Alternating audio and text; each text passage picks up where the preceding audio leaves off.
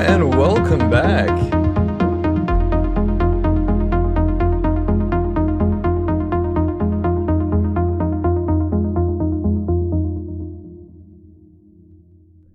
Hi. Oh, that's better. How's everyone going? Welcome back to Metroball Grid. My name is Andre. It is August 8th. August 8th. I'm doing okay. I just ate a bunch of pasta, so I'm kind of sleepy, which is a good time to start the stream. Oh my god. How's everyone doing? Welcome. We have a stream tonight. We're going to be doing some competitive Netrunner practice. We got regionals. Coming up. Right, not this weekend, but the next one. So we gotta figure out what's good. I think that's what we're gonna do tonight. We're just gonna be grinding some competitive deck lists. We had Gen Con this week. We've seen a lot of regionals across the planet, Gen Con being North American Nationals. So we have a lot of stuff to look at. How's everyone doing? How long? Can you make a name? Hey, how's it going? Wayne, hello. Sky over sites, Mike's back. Awesome. Also, how's it going? Sky over cities, excuse me. Thanks for dropping by. How you doing? Also, Jessica, how you doing? Maddie, hey, and Jester, pasta yum. Yeah, it's okay. It was good. I found out recently a nice thing to do with pasta is just to put like a bit of. This sounds terrible. I understand this sounds terrible, but I've been taking after the pasta's done. Just put like a little bit of vinegar, just like the slightest bit of like white balsamic vinegar. It's kind of nice, especially if it's like with tomatoes or something. Welcome to my cooking channel. This is the deck list of the week. It's just gonna be a lot of gameplay today, which is actually really cool. Not a lot of news, not anything too fancy, but I actually really like this deck for a couple reasons, and I'm glad it's the deck list of the week. This is Loop Paulina, which came first, third, and fourth of the regional, which is crazy. Almost, I don't know how much of the field was playing this at that point, but there's some really cool stuff here. Paulina gets you that money. Money's really important. If you ever played against Corporate Grant, you understand that you really want your money. That's money every time there's a card draw. And not only do you have that really good Obokata protocol package, you got that future perfect Flooding, but you actually, instead of Nisei counters, you got Project Yagiuda, which is a 3-2, and that's where this deck begins to diverge from all other like Jinteki semi-glacier decks, is that the big threat here is unadvanced cards.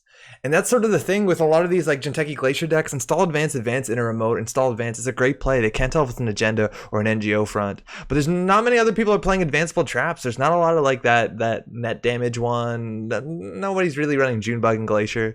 So now anytime that you jam something into the remote, which either could be a snare or Sheeta Breach Dome, like they have to consider whether or not they're going to run it. We do have 3 Shimon from Tenons. They got to run every turn. Can be hard with Kagugos on centrals. And you can fast events out, especially with the Biotic Labor as well. There's some really strong options here. Other really cool things about this deck, Forcing Loyalty is a fun card. This gets rid of a lot of stuff. It gets rid of neutral cards. Maybe you're dealing with Turning Wheel. That's a problem. I think one of the cool things, the reason why this deck works so much is Data Loop. A really cool barrier with an on-encounter ability that takes cards out of your hand. So snares, stuff like that.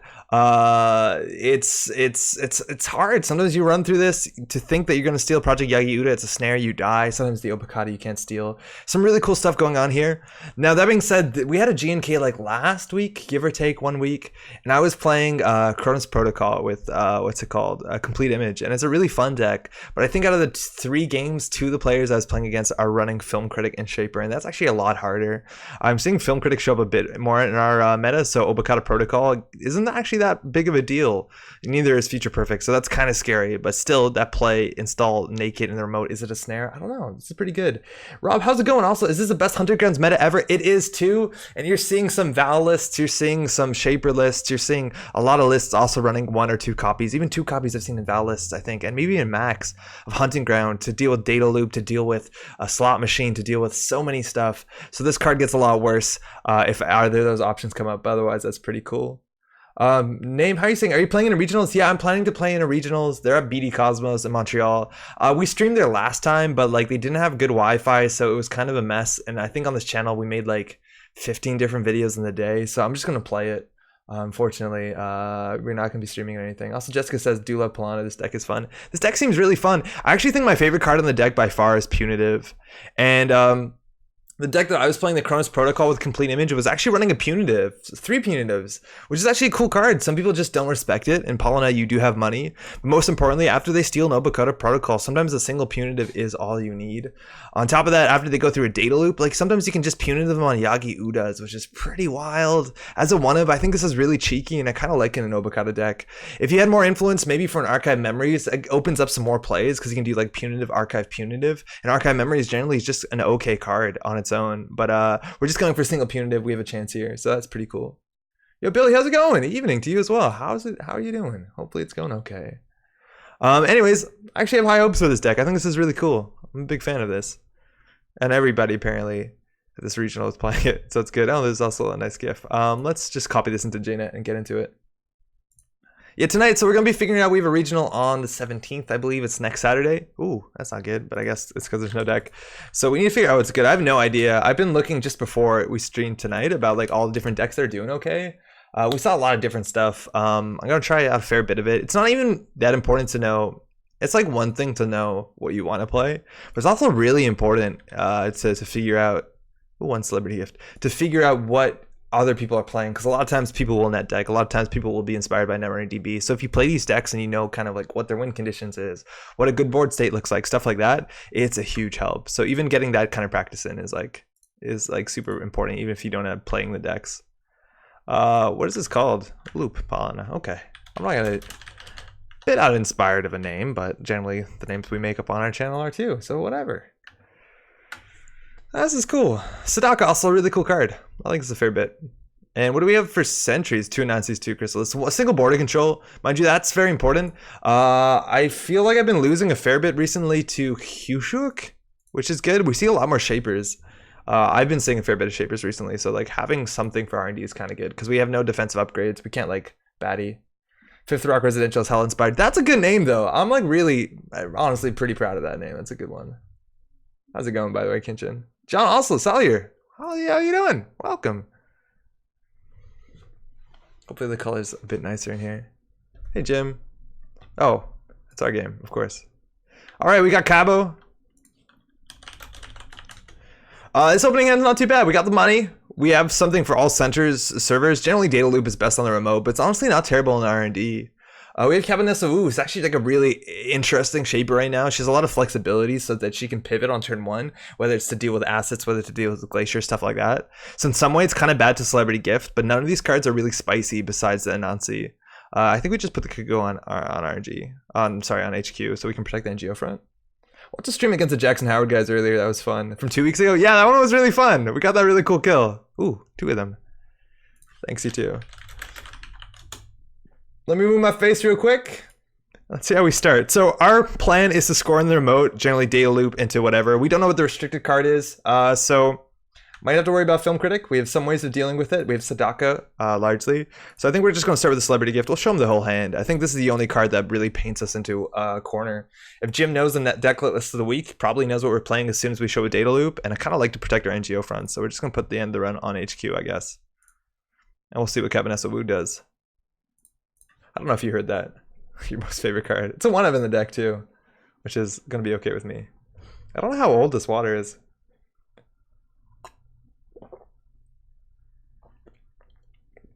Tastes acceptable. Diesel gives us a credit again. First time they draw every turn, we get 1 credit. So generally, if you're playing against Paulina, a lot of times I'd like to like make sure I'm mass drawing on 1 turn, setting up on another. And that's also a really cool thing about running snare and damage cards in Paulina. It kind of like forces them to draw up. Doesn't everyone know you're going to play the deck list of the week? People do, but like I don't know if they know it's the first game I played or anything like that. Also, not everybody watches. I know Jim is in chat pretty often. But sometimes people ask. All right, we got the artist throwing out a nanotech, so that means they definitely have clone chips, or because generally you like that one. We could rush an early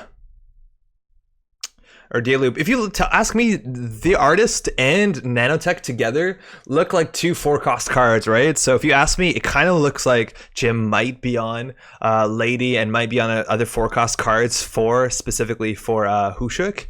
I wouldn't be surprised. I don't think the artist works that well with Cabo's ability. Like if you want to like clone chip or Eve SMC or stuff like that. So I think this actually looks like Hushuk. So I'm going to put the border control more on R&D than the remote. That being said, border control into data loop is actually really good because I have to throw out 4 cards. Chrysalis is actually an okay card. We can just start setting up our remote. Anansi's good. Generally we want them to go to the Anansi first, then the data loop. So we'll just set this up and then next turn we'll install double advance. Yeah, I'm pretty sure there's a Hushuk deck. I don't know. I don't think the artist is that common. We'll see. It's another burst draw. It's good. We get 1 more credit. Yeah, I'll also make sure to see how much. Oh, it's Aesop's Pawn Shops. That's actually a really big deal. That's a restricted card.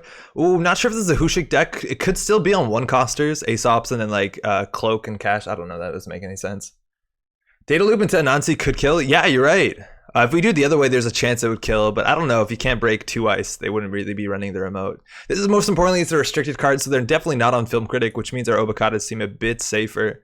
I'd rather res this than the Data Loop. This has much more of a punish. I think they're pretty sure that this is NGO front. We showed them 1, if not. Did we show them 2? I forget what we showed them 2. But Harbinger, that's 1 influence. Is this better than Cash? You tell me. I don't think so. I like Cash better. This technically is a bit slower, but Cash is a bit of a burst. It's also worth noting maybe this is better in Cabo, because Cabo can't tutor for viruses, but I don't think you'd ever want to tutor for this, would you? We showed 2? Okay. Happy Thursday, some Paulina love I see. Yeah, this is the deck list of the week, super cool. And also not even pawning the Harbinger, just getting the value off the spec work. That's burst draw. They're getting a lot of draw and not giving us a lot of money. They're getting like, what, 3 draw? Or that's only 2 draw, so it's okay. This card's kind of cool. Requires a fair bit of support. Is it good to play this with Aesop's decks? Is it good to play this against Aesop's? I'm not convinced in either case. I do think it's cool it's a flexible card for 1 influence. Honestly, this is a pretty sweet card in Apex as well. You can trash card. Yo, do you want to give me like 1 second? I feel like the water's running in the bathroom, and I'm gonna go deal with that. 1 second.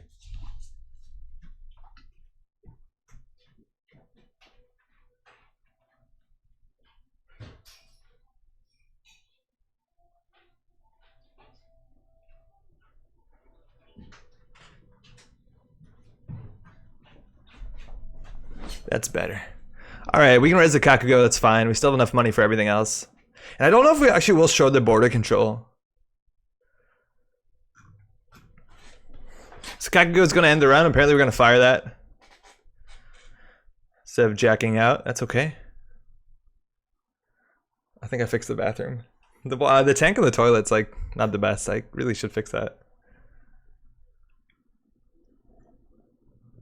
Running with the SMC in 8 credits, I think that's generally enough. Like, what do you do? That's Rizeki, that's slow money. That's generally pretty scary. We got Chrysalis. Even making them accesses would be cool if they SMC'd for this to get through it. Unfortunately, this is not a really fast play. I think we need to find an agenda. We have Enforcing Loyalty, no targets here. But we could advance this, put something on R&D, because I don't want to res the border control. I want that to be a surprise that they Rizeki through it. But, sorry, Hushik through it. But it's not looking too much like a Hushik deck just yet. It's also really bad for turning wheel, but we can fix that. This is a bit slow. It's a bit slow. They're gonna have good money too, right? Aesop's Pawn Shop, Rizeki, like it might be hard to land the Singleton punitive, which I guess we don't have it yet, but we really want to find agendas. Are you still playing Slay the Spire? Yeah, I am. It's on Switch. It's pretty great. I was watching one of the dudes, not the Netrunner guy, the other guy, Casey, or I don't know what his name is. I was watching like his GDC talk that got published like today or yesterday. It's like an hour long. I think I'm half an hour through it. That's all good. So Reaver getting pulled from the SMC. So this is a 4 influence card that gives card draw.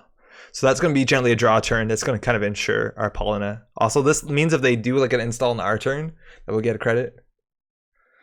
I like Paulina. It's only one of the 2 Jinteki IDs I like. The other being Egg Infusion. Man, I'm like so averse to Egg Infusion. I find it so brutal. Because I know there's a lot of builds, or maybe I've just been playing against too much IT department, which I think is still really potent right now. But like, it's so hard to play against. It's like really tricky, and I think actually like pretty brutal, but not a lot of people are playing it. That sort of Hydra build. I think it's gross. I just also don't like any ID that makes running like not fun. I think I really don't care about that. For what's worth, Egg Infusion also just got a lot better now that they unrestricted Excalibur. That was a really good combo. Artist clicking for 2. Turntable coming down. That matters. We have both 2 and 3 point agendas, so we generally don't want to score 3-pointers anytime soon. Which is okay with our plan of them scoring 3-pointers. Or not being able to steal them, I guess is more accurate. Egg Infusion is really fun to watch. I'm terrible at playing it. It's difficult to know when to fire for sure. And I guess there are ways like replanting, but I've never seen anyone do it. I've always seen people like set up for the late game and then just like not use their ability enough. I think the whole plan is just play IT department and make everything a Tithonium, but I don't know. It's tricky. Oh man, this chat This typing thing at the bottom is really gonna get me. So we really need to find like a better answer to anything really. So this could look like a Nisei. They might actually push for this, which would be nice. It's actually a lot scarier to have a single advance because it kind of looks like a Nisei Mark II, which has much more value than stealing an Obokata right now. I guess the turntable, they might not be rushed against the Nisei. And also, based on this still could be a Hushik deck. We're seeing a lot of 2s. Hushik is just like a maker's eye right now. In some ways better, in some ways worse. Better for our deck because we have a lot of snares. Put the data loop in front of the Nancy.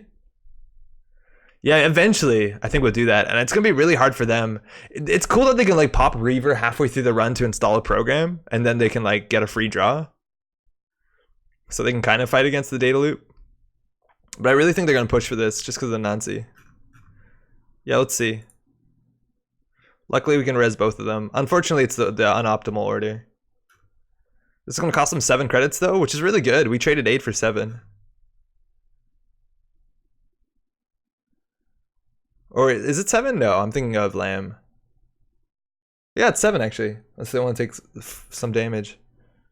So they can choose to continue here. It's kind of unwise. Like we could have another Anansi and they could... Wow, this could be another Anansi. Do we res this? I think we do because it does protect this. Oh wow, what? I can click on that? I don't want to. Ha! Stop.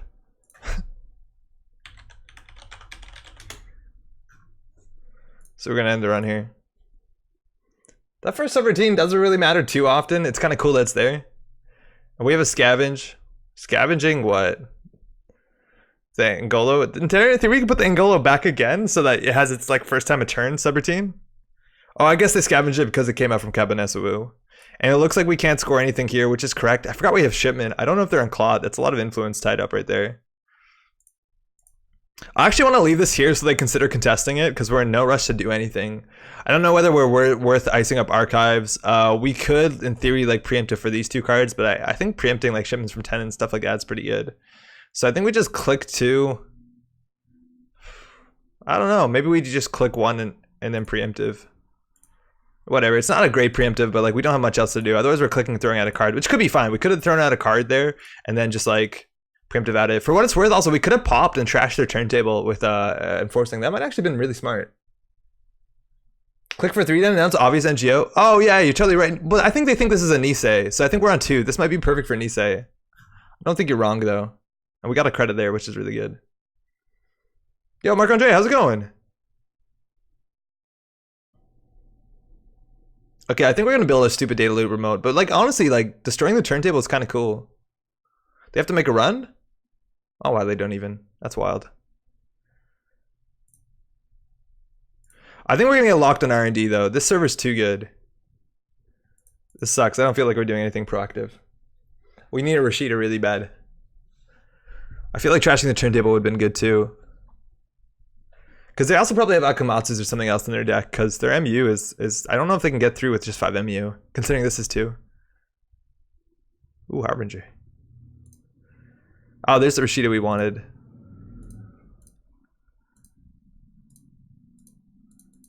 Okay.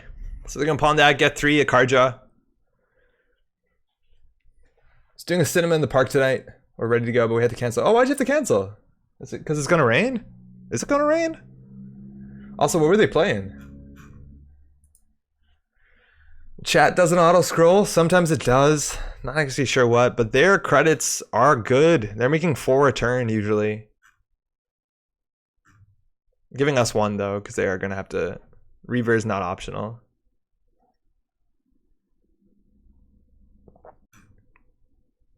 So I think stealing Obokata into punitive is like very reasonable. But they're getting a lot, right? Clicking artist, stuff like that. Rashida's gonna draw us into a fair bit.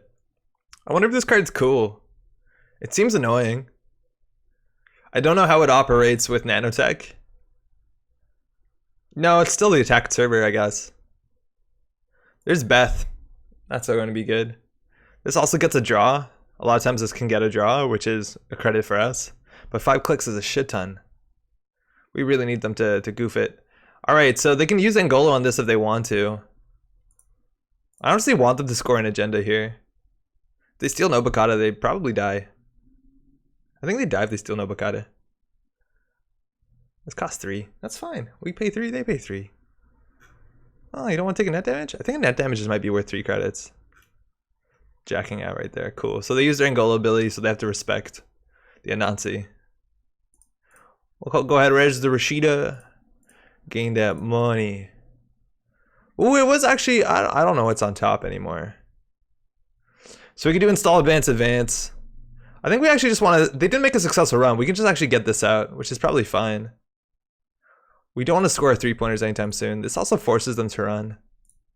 They didn't make a successful run. That's actually a good reason to ice up archives. So the breach dome is not necessary. I don't feel like another chrysalis is good. That generally will get trashed. But this forces them to run, and archives is actually probably okay with just a breach dome in it. That's 2 damage. This deck also, in theory, could run the current. That gives you 1 more agenda point. That's kind of fun when we have 4 3/2s. It's hard to do it all in 1 turn, like fast advance, and you have to like biotic play it, install shipment. Like that's a lot to ask for. I think that would be like a 10 credit play. 12 credits. That forces a card draw. That's a credit for us. They're 16. The punitive not looking so hot. I think this on R&D is going to be no good. Ooh, Leprechaun. That's actually really scary. We don't have Marcus batting to trash, but now if we trash their turntable, if we like enforcing loyalty, which is a trashable card, they have to trash one of their things. And there's the Hushik. Okay, so we played around it right. We do have the border control exactly for the Hushik. That's a 2-cost Hushik, so we called it wrong on the 4s. We actually could probably let this one go through. Oh, it's 2 net damage. Oh, that's awesome. I think with 2 net damage, we can just let this go through. I don't think we need to stop this one. They can't steal Obokata. They can maybe steal Future Perfect. So it's basically 2 Project Yaji Yudas and the Philotic Entanglement. I'm actually okay with this one going through.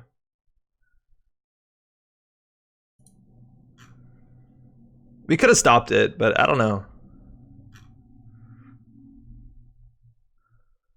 Okay, so they did unfortunately get a Yagi Uda. We almost got lucky there because they couldn't have stole the Obokata.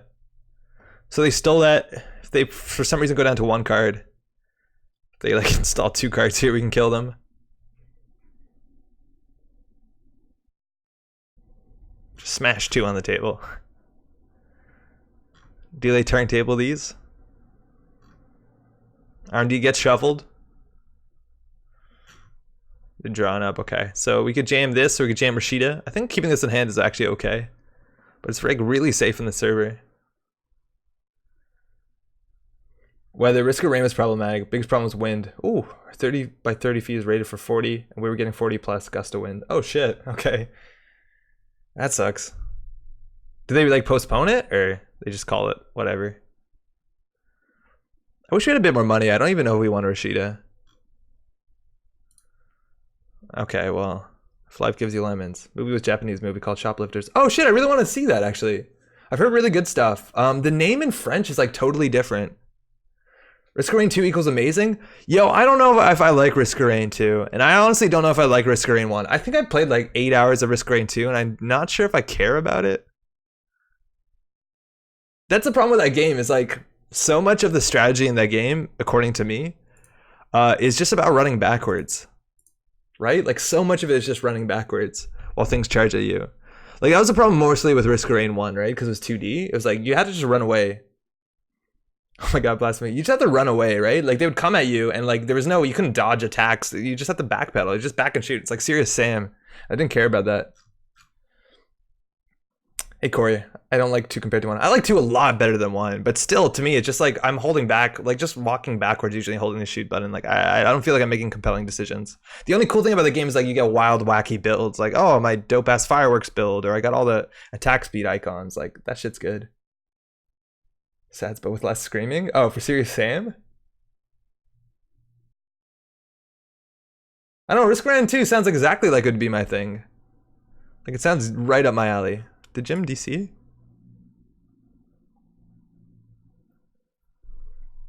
Just not doing it for me. I don't know. I feel like they're gonna update it more. Oh, totally.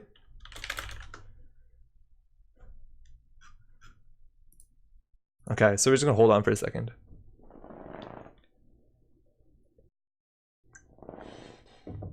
Also, I think my biggest problem with Risk of Rain 2 is that, I don't know, I got some issues with shooters. I don't like shooters that are number based. Like, I don't like shooting at something and my only response from the game is it like having a health bar go down and numbers come up, right? Because that's just like, that makes shooting like equivalent to like spraying something with a hose. Like nothing happens, but it gets like more wet until finally it collapses. Like I don't get that. Like I think all my favorite shooters are shooters where if I'm gonna interact with the world through like bullets or whatever projectile, like I want the world to react to that. It's like games like what does it really well? Games like Resident Evil 4, right? Like you hit something, you know you hit it and that means something. And this, like as the level gets harder, they just get more health and you're just holding that button. Like at some points, if you don't scale well enough, it's not that the game gets more difficult. It does actually, because there's more shit, but it becomes more of a chore. Right? Like now the boss is like 300 health and my DPS is like 3 per second and I'm just holding that. I'm just like strafing left and right trying not to die and I'm just holding it like, there's no amount of skill to make that not suck. If we want to talk about roguelike actions, Hades is great. Hades is great, but I think that's Epic Store exclusive and I don't have one of those. I don't want to work tomorrow. I'm so down. I need a new job. Something full-time with no hours would be great. That's an oxymoronic. Like Splatoon? I don't have enough experience playing Splatoon. I think I've only played the multiplayer and it was like, okay. I think the single player is more interesting. Vermintide is really good for that kind of gameplay where it just feels so good when you hit a guy. Vermintide right now is like $8.50 Canadian on the Steam store. I'm planning this weekend to have friends over just to like LAN party Vermintide. Vermintide 2 is like better IMO than Left 4 Dead. Vermintide 2 is so good. Holy shit, Vermintide 2 is like surprisingly really good. And I don't give a shit about Warhammer. Oh, I see. Like Hades is like Splatoon. John asks, what's your setup? Do you have JNet on one screen, YouTube and Twitch channel another? Yeah, exactly. I got 2 screens. This one right here is all JNet. And then on the side, I got like a horizontal screen that has my stream on it. I should just hold a mirror up. It has like my window with OBS, and then underneath the 2 different chats. Left is YouTube, right is Twitch. Oof. The Melee thing is so great. Payday 2 is fabulous too, but they ruined it. Yeah, I was playing Payday 2 right at the point where they did all the like paid, sometimes random loot has better stats stuff. And about that time I stopped playing. I don't think it was exactly because of that, but I did enjoy Payday 2 a fair bit. I don't know. I think Vermintide's like incredibly underrated. That game's fun. Just some bullet sponges. Works well with your water analogy. Yeah, right? I stopped playing Resident Evil after 4, not for particular reason, but damn, RE4 was great. RE4 is so good. Holy shit, RE4 is good. It's on Switch now. I have a friend who's just like playing it on Switch. He's like, this is the best thing, all I ever wanted. I don't care if this game is like 10 years old. This on my Game Boy. That's all I needed. And I think he's right.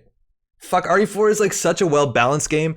I don't also want to spoil this. Some of you have played RE4, some of you might not have. If you haven't, maybe don't check this out. But if you have, go find Game Maker Toolkit on YouTube and search Resident Evil 4. Because there's this really cool feature in the game they never talk about. And it's like mind-blowing. And it's a big part of why that game is so good. Puppy, how's it going? Howdy. How you doing? Hopefully having a good Thursday. Fuck, Resident Evil 4 is a great game. I don't know, but I'm like frustrated with that. Like I think they did that to the new also to the new what's it called? Wolfenstein game where like enemies have health bars and like you shoot them and just numbers come off of it. Like this is not Cookie Clicker. Why is the game like Cookie Clicker now? Had my favorite meal, milkshake, best thing ever. Yo, sell me on milkshakes. I never got into milkshakes. I think I'm a scratch. Ah, beans.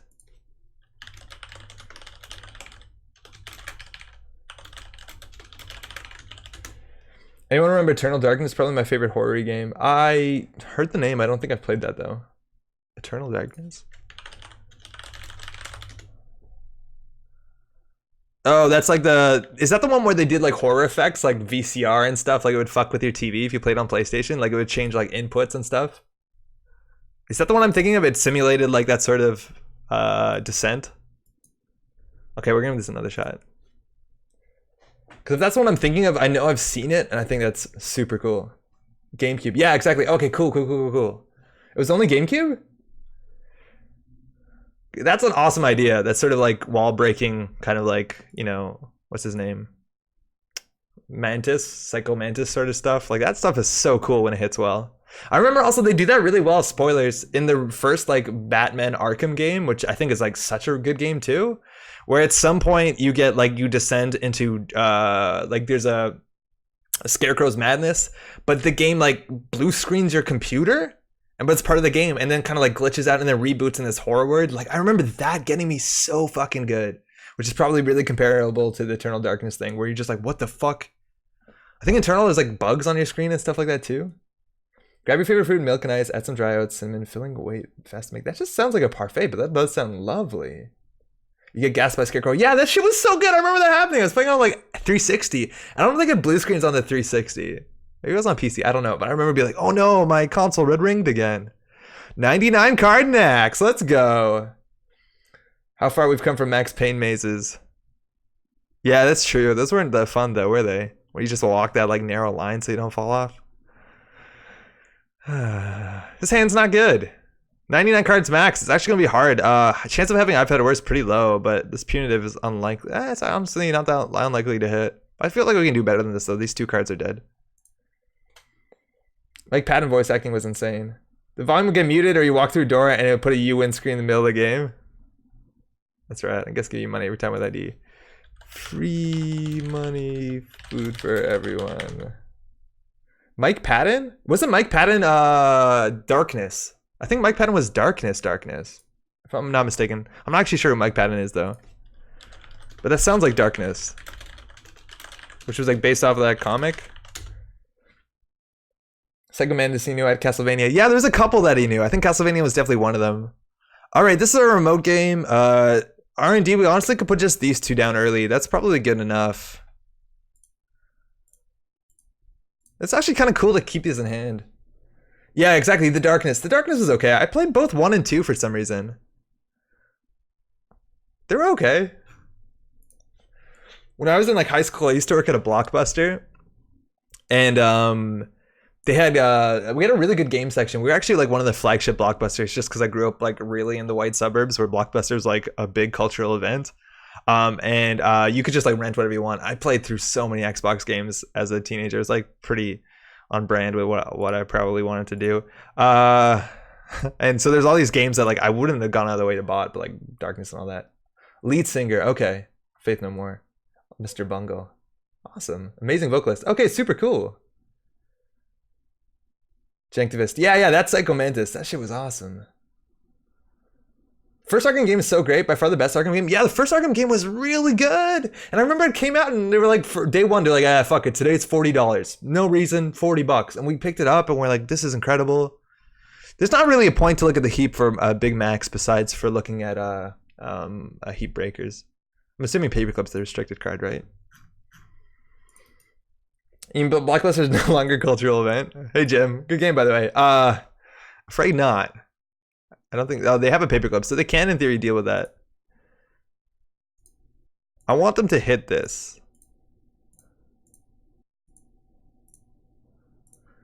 This is like mini what's it called? Neural Katana, and it's still pretty sweet, isn't it?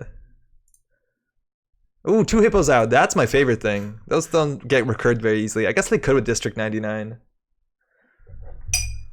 I hear they're coming back. Ooh. Oh, that's bad.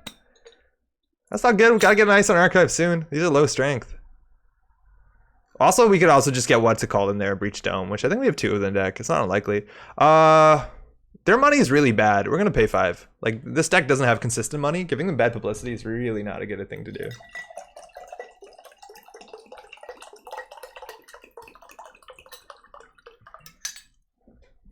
Oh, that sour pasta made me really thirsty. Well, this ice you can armor archives against possible rebirth. Yeah, that's true. They're going for the remote. Ooh, this is gonna hurt bad. I don't know what's on Street Peddler. They could actually have a David. Based off of how brave this is, I'm assuming there's a David on the Peddler.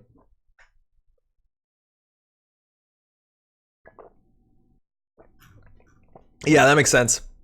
So they traded a David for a clone chip and another mining accident. Feels fair.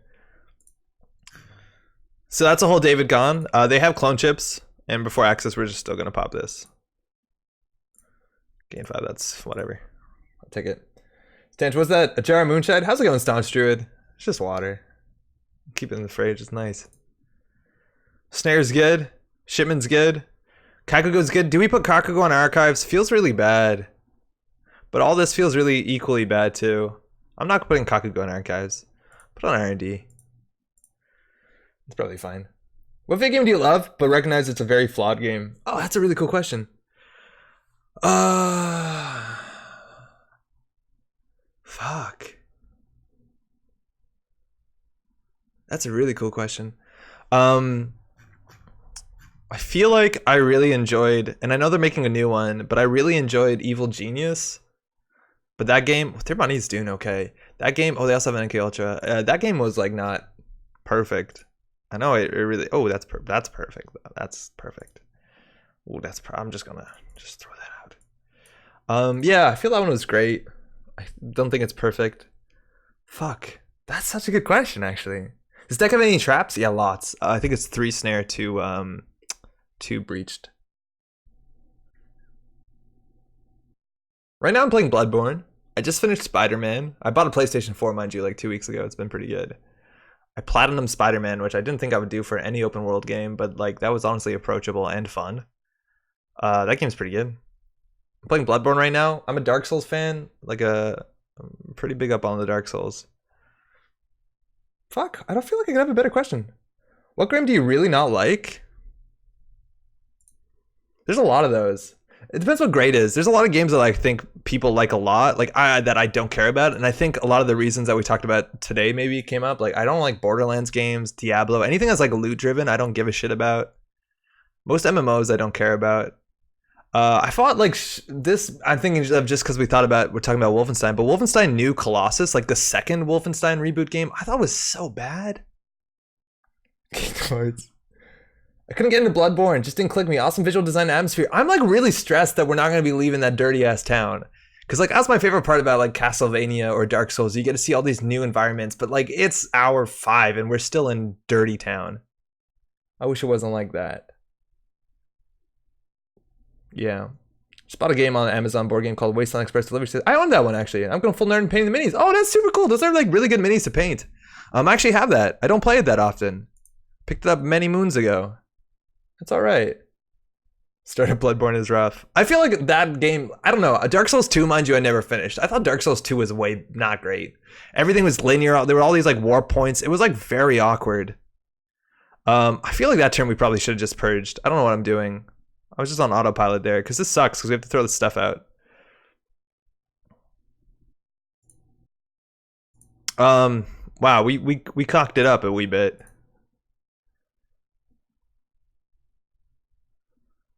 Huh. What am I doing? I guess if they rebirth, I don't know. Kakugan Archives doesn't feel good though. I don't feel like Dark Souls games have a lot of really big design holes. Despite I like them. Yeah, they sort of do. Like they're obviously not approachable, and that sort of masochism is like maybe not the best way to design your game, but it's a good way to design a Dark Souls game. Yeah, DS2 sucked. Have you played either of the Hitman games? They're sensational. I've played most of the Hitman games. Hitman, Blood, Money, I think I own on like 3 systems. Hitman and Hitman 2. Hitman was like my favorite game of the year. Hitman 2 is probably one of my favorite games of the year, but like Slay the Spire came out that year, so like good fucking luck, Hitman 2. Those games are also like really good, and it always feels hard talking about it because you sound a bit like a sociopath if you're really excited about Hitman games, but like they're the best. They're so good. They got spooned and forked. Oops. This is not lasting. Hacktivist is fine. We don't have currents. But Hitman's like just so good. It's puzzle solving. There's a bit of comedy in it. The level designs are really great. It's really fun to just like goof around with. Hitman, fantastic. Yeah, really good. Also, I kickstarted Bargain Quest apparently last year in May, and it just showed up like last night. It's a board game. We played like a couple games of it last night. If you pick that shit up, it's a good one. Can't be the last boss from Slay Spire. My little robots get smashed. I don't think I've fought the true boss, from my understanding. But I've got through last bosses. I think there's a true boss in that game. But they added it at the point that I wasn't playing a lot. Alright. So they have a lot of color in their hand. Which sucks. I'm gonna just purge. Enforcing loyalty is it's really good against Amaku actually, but they have clone chip.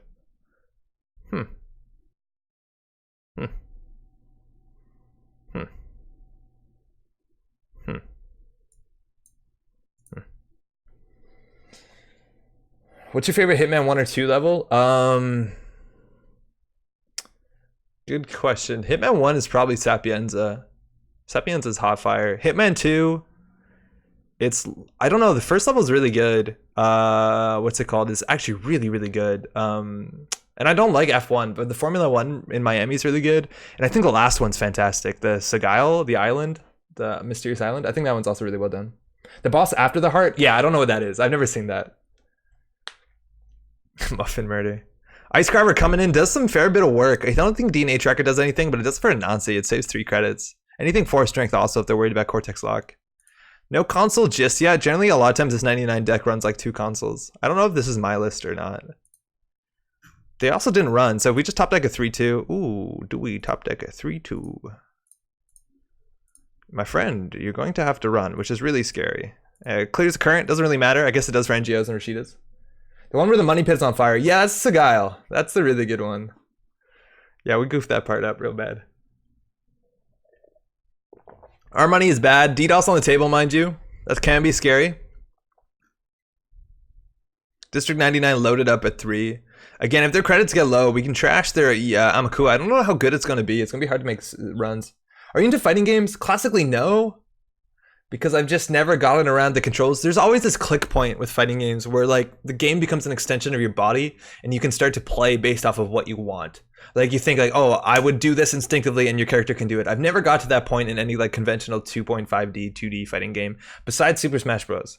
Which fucking love Super Smash Bros. That's a good one. That's a really good. Yo, USP, how's it going? Today there's a true ending to Slay the Spire. Yep, there is. It's difficult to get to. There's a bunch of hoops. Go out and get it. I love Hokkaido. Yeah, Hokkaido's also really good. I feel like I haven't played enough Hokkaido to appreciate it. There's some bad levels. I think there's only one bad level in Hitman 1, which is like the one with the Swedish embassy. I think that one's no good.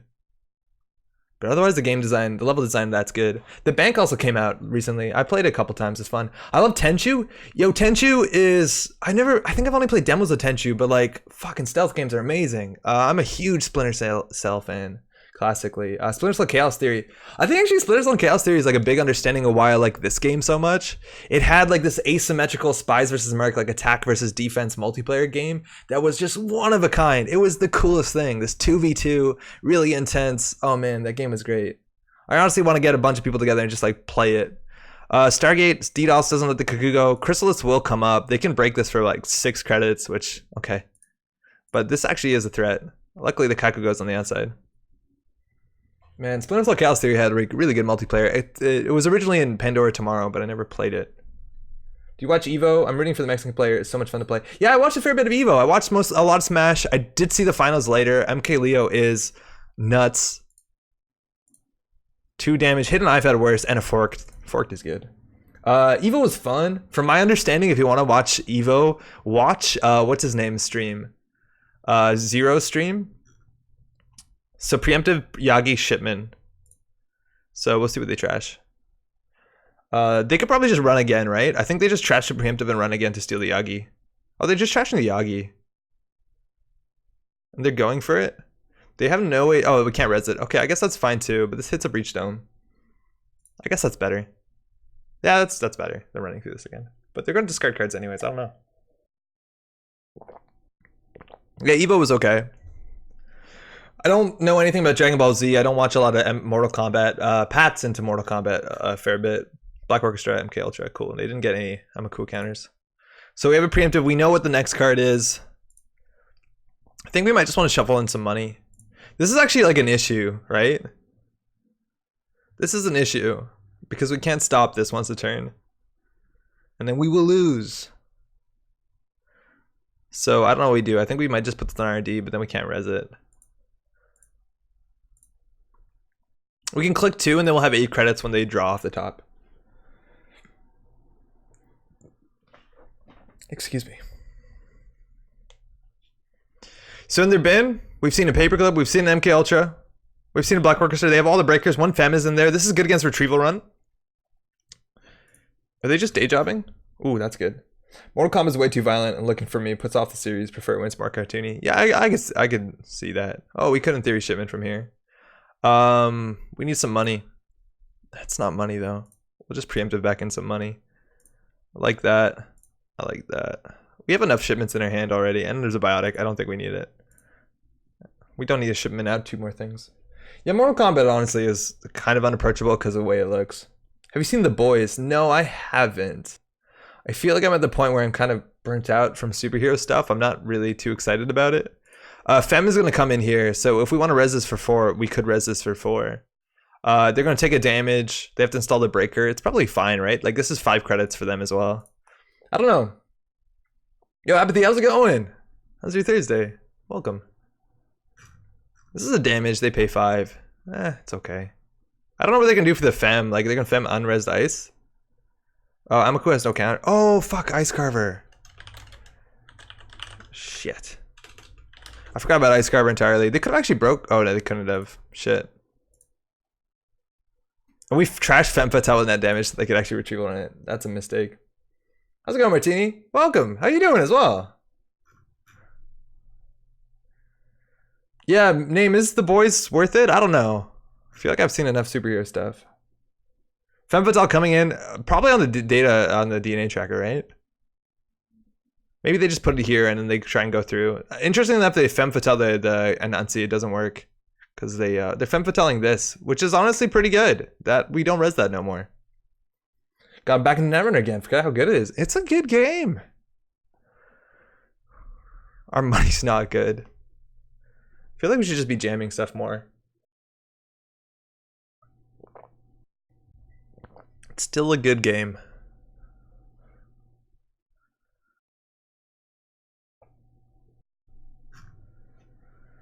They're halfway through the stack.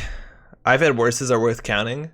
Just because of the way that we can kill them in theory with punitive. They have 2 out, 1 more in the 45 cards, so not really something we can play around. I'd assume they'd keep it in their hand. They know what we're up to. Armitage for 2. Their money's doing pretty good. Like, that's the kind of thing. Like, no matter what money you get, it's okay money. We've got a Mind Games. Mind Games is cute. It's high enough strength.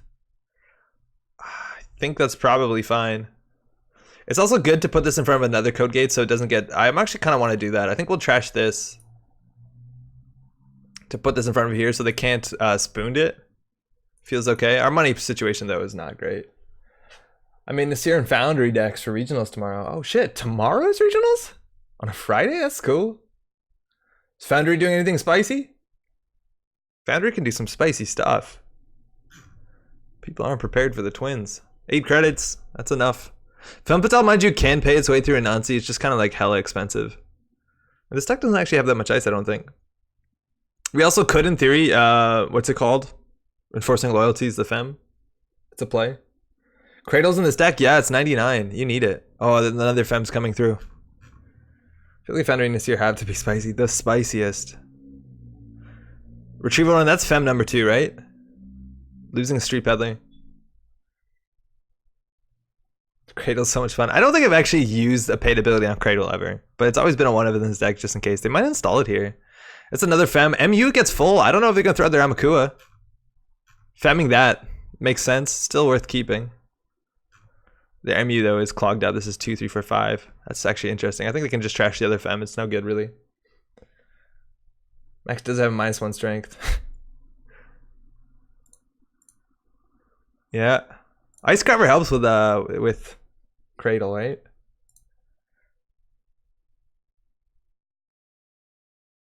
Yikes. I think the usual offense of the Twins and Foundry is to roll your eyes. So say you knew your opponent was going to do that and look smug. Yeah, that's how we play around it. That's good. It's good tech. It's really good tech. Oh, money's good. I like money.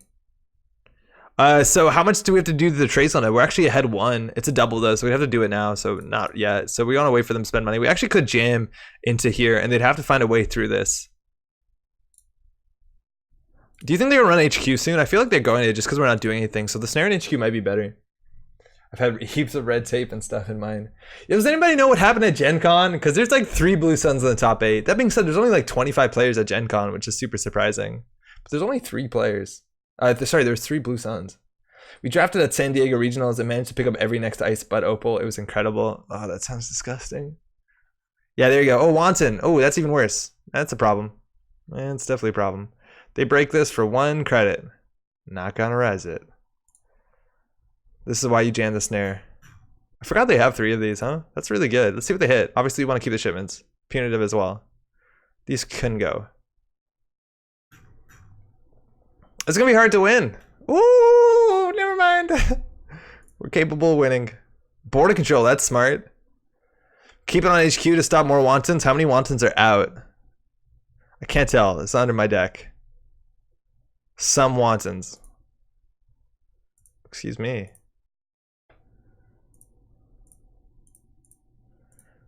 That's not a great turn. I think I go run archives, go check it. That's fine. Again, every turn they lose hit points. They're down to 36. They don't have a lot of recursion besides what District 99 counters. I haven't been checking because the chat doesn't scroll well. It's hard to tell if they're using District 99 counters. They're going for the legwork. See every card in our hand. This is going to force them to get away. Oh no, border control 0 strength. God damn it, Ice Carver. God damn it. Pretty close to milling. Yeah, Zach, how's it going by the way? Yeah, we are. This is fine. This is scary too. It means that they have to run every turn.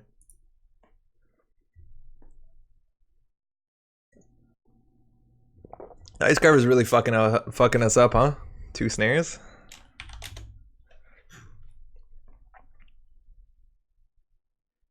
So what have we lost so far? Only 1 data loop. We can still make a compelling data loop Obokata server. Kakugo. Oh, we know what they're gonna access. The order though is important. Shipment. Now we got really lucky there. We lost the snare and the punitive and this thing. This thing is actually really powerful with Amakua. Amakua is probably the only breaker they're gonna need. Especially with Ice Carver. Wow, that's good. That's a good combo. Feels like Grimoire, right? The original Grimoire. It's okay. Yo, check what this is, right? This is a same old thing. That probably gets colory.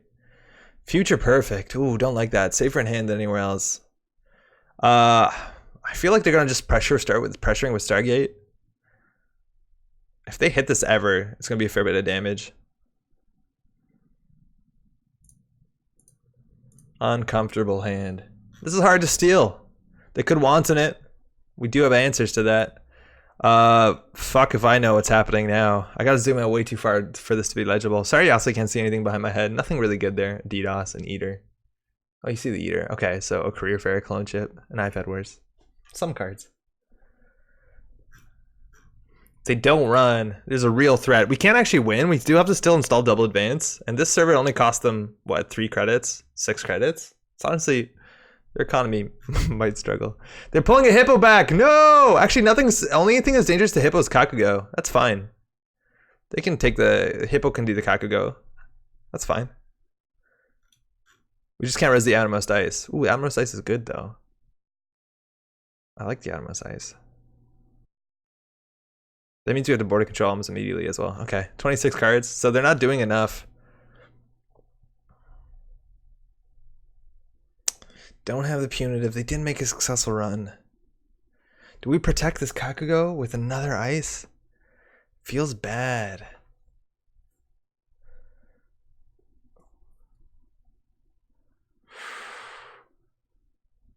We only have so much ice in this deck. I honestly don't know what we do here. Like, we just want to hold on because eventually they'll mill it. Protect the Anansi. Yeah, we want to, but like, I don't know how. I think this Chrysalis is now shit. Yeah, I think that's probably the best. It also makes it look like we don't have anything in R&D or in HQ. Because I feel like they're just going to hammer R&D now. Kakugo with Kakugo, it's an option, but like honestly if they mill archives, it's fine. There's going to be eventually 2 border controls in here. Breach Dome, sorry, so it'll be fine. I don't know if I said hi, Tobal. Also, Baza, how are you doing? Happy Thursday to you as well. As you as well. Yeah, I said that right. How's it going? MK Ultra Turntable. Alright. We do have 1 more preemptive in the deck, but like we're really not making plays, which feels bad. I feel like we just need another 1 good ice. Like we need 1 good ice for the remote, and then we can jam into it. Because it's hard for them to go for Obokata. If they didn't have this, I think we would jam in Obokata, but like that's really scary. They're pulling a turntable into hand. That's fine. We're not gonna score a 5-3 anytime soon, right? Really tempted to stay up until 5 a.m. watch the whole stream, but I won't. Good night. Hey, thanks for dropping by. Sleep. Do get some sleep. It is pretty late at 5 a.m. Thanks for watching, huh? So we can install Biotic Advance. No, we can do a 4-2. It's not good enough. Do you want to put the Future Perfect in here? Feels bad too. I guess we have to... Oh, fuck. What were we thinking?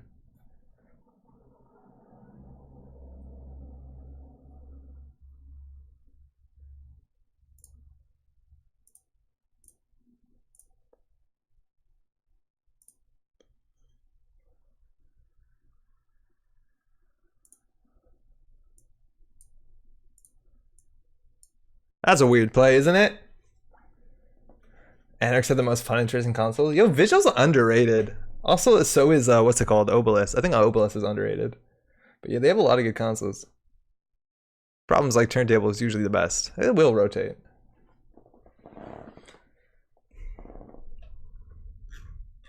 Hiding a card. Yep. We hit 2. Can't you score at a 5-3 biotic 2 shipment if they don't run the previous turn? Oh yeah, you're right. We could. Could we? Yeah, we had 2 shipment. Yeah, we could have scored out a 5-3. But then we have no fast advance pieces unless we preemptive, so it's probably not right. That was a 5 fast advance. Yeah, I had double preemptive. Or double shipment, excuse me. Yeah, that was wrong, huh? Yeah, patchwork as well. Yeah, we could have gone for it. I don't know whether we want to spend that many cards on that, though. It's actually probably right. I think that was probably right to spend the biotic shipment ship in 5-3. Just because once we do that, then we just have to never advance to 3-2. Yeah, it was probably okay. Just because our hand was so bad otherwise. I don't regret I regret not doing that. Also, it's flashy. I just want to see if they have access to Clot, which is actually really hard to check. Doesn't look like it. They have 1 MU left. They have clone ship into David. They have good answers to problems. That's the David. Here we go. That's a Stargate, right? That's a Stargate. That's a Stargate. Last click Stargate. That's not a good Stargate. This is a good server, though.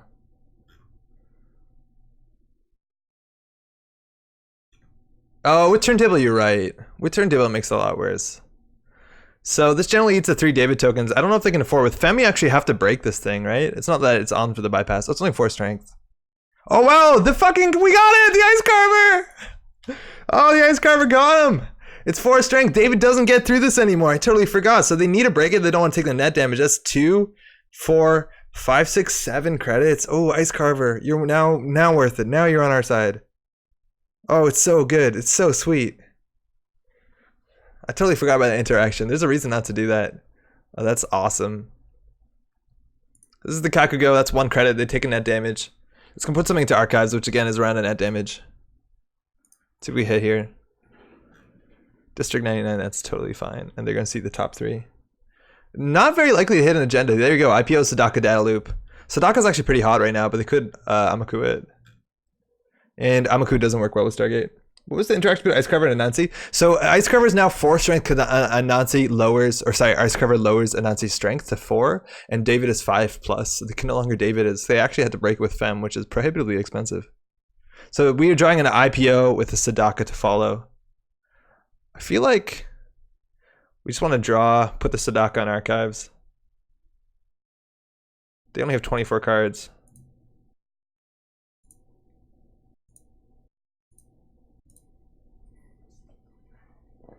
Yeah, David got him.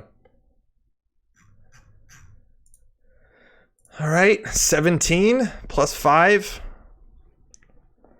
Don't think they're on a trope or anything. Why am I so thirsty?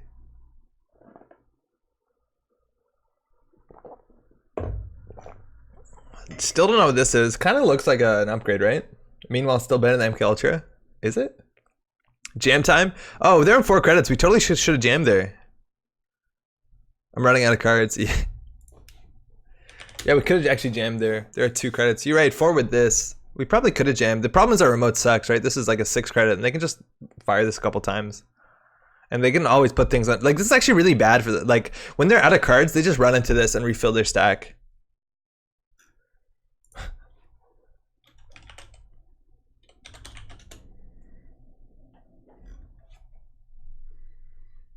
Yeah, spend that 3 influence on the levy. No rebirth, I think, either. Just clicking for 3, yeah, that was kind of a window, but we have a chance to fast advance out, and we got it. So now they have to run everything we advance in the remote. That's good. That's really good. It means that the turntable is going to be much less meaningful, because we are now technically on game point if we score a 5-3. There is, though, Wanton. We can't let that happen. We actually have to pop this immediately, otherwise the hippo gets it.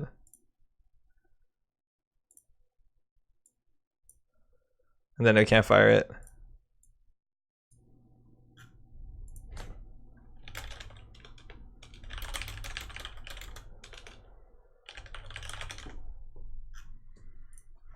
That makes this really suspicious. Fuck it. Their money's not good enough. We could lose right here, obviously. This is the Chrysalis. This is 1 credit. That does add up if they're going for singles here. If they hit the Obicado, we're in a really bad spot. Yeah, okay. I think we lose. At least if they go back in. Turntable it, please. In theory, they could hippo this, but they chose not to. They should have hippoed this. I actually don't know how it works. Yeah, they should have hippoed this, and then they could have just slammed us. This is optional, though.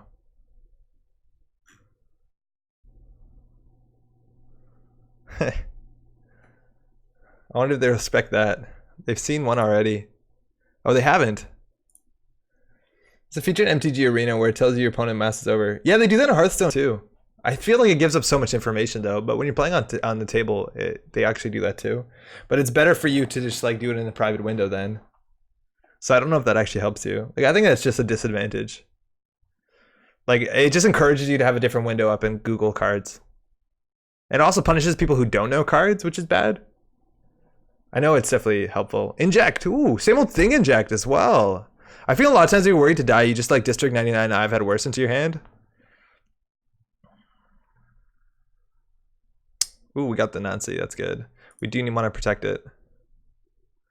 Do we install advanced in a remote? I think we just want to put this on our, we can draw once, put this on HQ. Dude, is there an agenda in here? No, there isn't. Opponent mouse overs? Yeah, it'll like highlight the backs of cards or the fronts of cards that your opponents are looking at. They do that at least in Hearthstone, which I know a bit more. So if we res this, they have to break it for 2, 4, 5, 6, 7. And it gets trashed though. But we go down to 4 credits. Is it worth? I feel like we need to do something here or they'll just hammer us. Hippo's so fucking strong. Hippo's insane. At least they can play the game on Future Perfect really well.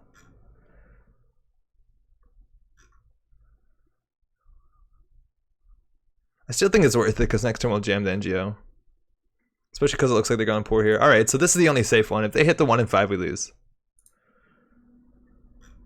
Ah, we lose. Good game. 8 cards left.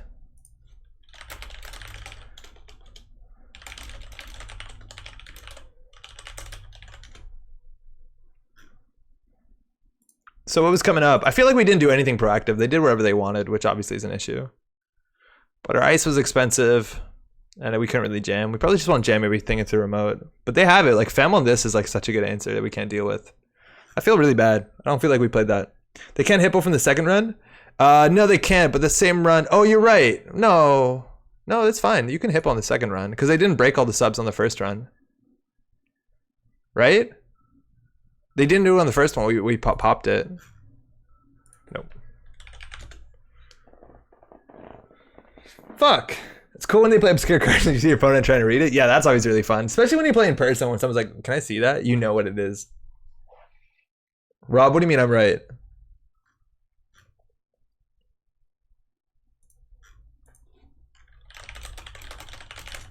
I feel like I want to do another one of this. This definitely is a good deck. The Fem really is a problem. Like Femming this or Femming the other one means it's so bad. Like we pay 7, they pay 2, they don't even take 2 cards. Obviously, like we can't res that. They can't hippo. Yeah, they can totally hippo because it was the first time. They didn't break all the subs. Let's give that another shot. Yo, Joggin, how's it going? What's good, my dude? It was fun. Hey, good game, man. Did you make that deck? No, this is still the deck list of the week. This took a bunch of places at a regional in Esslingen, which I'm assuming is Germany. Could be.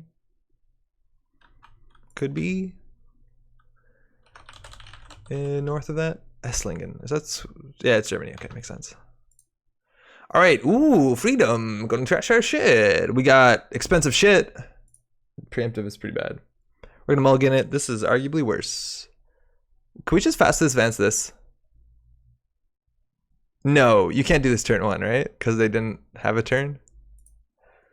Some things are really bad here, including our entire hand. They're gonna run every turn because they're freedom.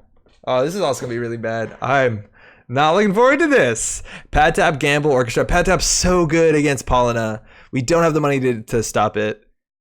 Run here. Gamble off the top. A successful run. They can kill you. Shipment to Kaku. Yeah, there's so much stuff they can easily kill. We do have a border control. I feel like we're just gonna push this into the remote. I don't think we have another better play here. And they're just gonna run R&D every turn. There's the pad tap, double pad tap as well. So Rashida gives them 2 credits. I feel like Hunted Grants as well. We've lost. We have definitely lost. Unless we can get them into a choke. Oh, yeah, this is not good. Did they not run?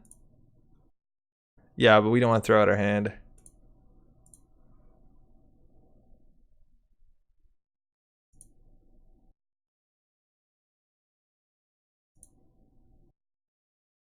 This looks like an NGO front. Didn't realize how tech this runner is. You're so done for. Yeah, this is a problem. This is a problem too. I guess it makes the punitive bad, but like this is gonna give them a lot of money. This is 2 credits a turn. This is a mind game. I guess with Reza it's free. The problem is like we can't really afford to pay money on this thing. Oh, sorry. Excuse me. Nah, fires. Okay, cool. So they have Black Orchestra. I totally did not realize it was in there. It's the one breaker they have. So we really can't afford this. That's a problem. They can go archives. If they don't want to make this run, they have to install one of their cards, which they're probably not going to do. So this makes a successful run, which is really bad for us. It does hit the Breach Dome, which did hit a mining accident and a Liberated. That's pretty good. That's actually really good. Pay 1 credit for that privilege. Now we're going here. We can't really afford to res this because if we can't res border control. So they'll make a successful run. They already have. It's snare. If we res snare, I think we do res snare. It hit dive at worst, which is bad. That's really bad. Got more money out of them though, but I think they have enough money. They didn't make a successful run. Ooh, that's pretty good though. I feel like we're bluffing this up pretty good. We're really not that good at that. And the pad taps are making so much money. We just don't have time to trash it. 6 credits to trash all this stuff. You gotta play dummy box in your decks. I think you have to kill the pad taps. I agree. We can't do it sooner than this. I feel like we're just gonna make sure they don't have enough money and then try and win based off of like card effects, but like hunting grounds is gonna be an issue. Last time I watched you months ago, you were playing around with making your lights do stuff and sync with JNet. Did you do that in the end? No, I can't sync it with JNet. I can do it manually. Like some of these buttons can change the lights. Sync it with JNet is a bit ambitious. All right, this still looks like a 5-3, so we're just gonna go ahead and score this. We do have all our fast advance pieces. The problem is that they can trash them because they are freedom. It turns out like the Elgato Stream Deck, which is like the macro box thing I have here with all the buttons, like has hue lights integration. So like I think some of these lights might work. Some of these buttons might work. I think this just like turns in blue or some shit. Yeah, that turns the lights off. Okay, it's not working. That's fine. We're not gonna res. I have a remote taped to the bottom of my desk though, and that just cycles through some presets. We playing a game? Okay.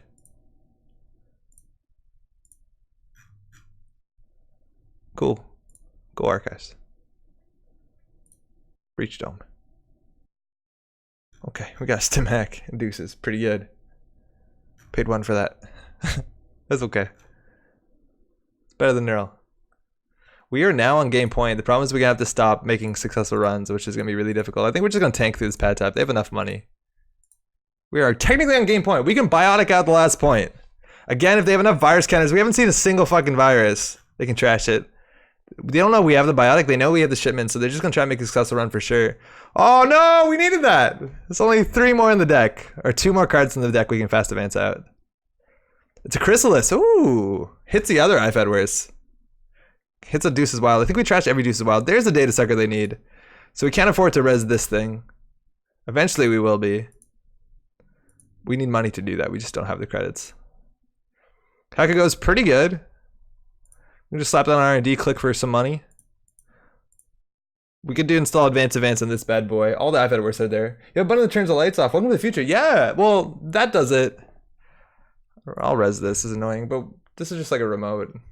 It's wireless. It's good enough. They can also run here if they want to. They're actually breaking this for 3, feels good. They're gonna have 2 virus counters so they can trash the shipments.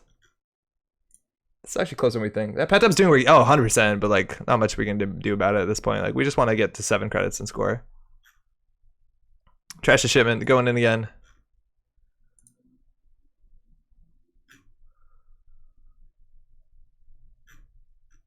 That's an Obokata. They stole it. They're on game point.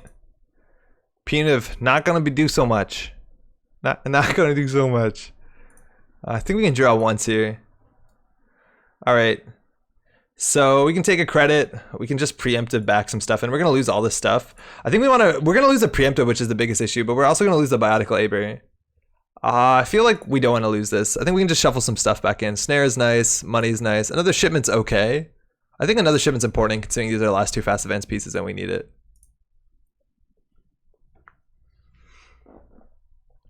But I don't think we're gonna have a remote. Turning wheel is a huge issue. They can power it off of the Kakugo. We can't really stop that. Oh, we sort of can. Oh, they have a Black Orchestra with these Soko tokens. Okay, so that's gonna be a problem as well. So just no biotic. We can always purge every once in a while. That's a Kakugo. Ideally, that's good. Not right now. So we could just purge, honestly, which is kind of funny. I don't know if purge is the worst thing here. We definitely need to trash this. They don't have an MK Ultra. Getting rid of this is actually interesting. So we can install here for 5, and we can click 2. Yeah, okay, whatever. I think we need to stop that or we're just gonna lose off of here. There's actually a chance that we should have over-installed on this just so we could res this turn. Because they could run and jack out if they really needed to. But definitely this Kakugo is not good. At least on the outermost. The on-encounter, by the way, of Anansi isn't an on-encounter ability, so we can actually... Whenever they draw, they get 3 credits. How crazy is that? Just gonna purge. Feels bad, but... It might hold off. They didn't run that turn, honestly. We could have shipmented out if we lucky top decked. They can still bounce off on res dice. There's no difference. Yeah, exactly. For that turn, there was no difference. But next turn, now we can res it. They might be on hippos. We could also afford it if they drew, which apparently they did.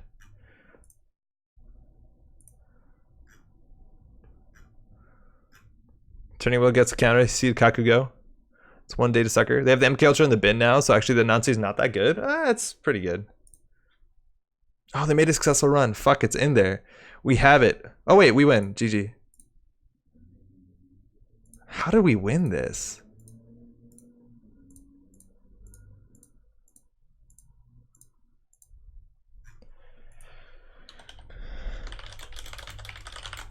All right, well, we got super lucky. Yeah, biotic. That's a good one, Mark.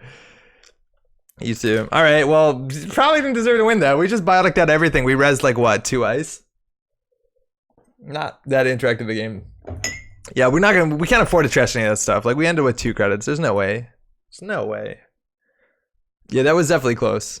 They were on game point. For what it's worth, it would have actually taken a really long time, right? Like the next other agenda is down here. There's only 3 other agendas besides the one we scored. So that actually was going to be a bit of a grind. Glad that it wasn't a grind. Just waiting to draw in would be a problem.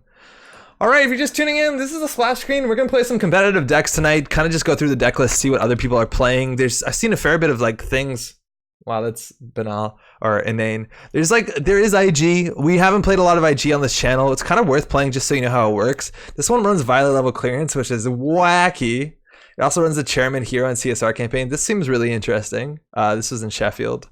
I think there's a couple, specifically Smoke with Stargate. I think I saw in a couple places. I think Cody was playing it too, if I'm not mistaken. What corp ADs are considered top tier in the meta? Right now, I think Gagarin and IG Acid Spam is pretty good right now competitively. I feel like maybe there's a really good Ag Infusion deck. It looks like there's one here.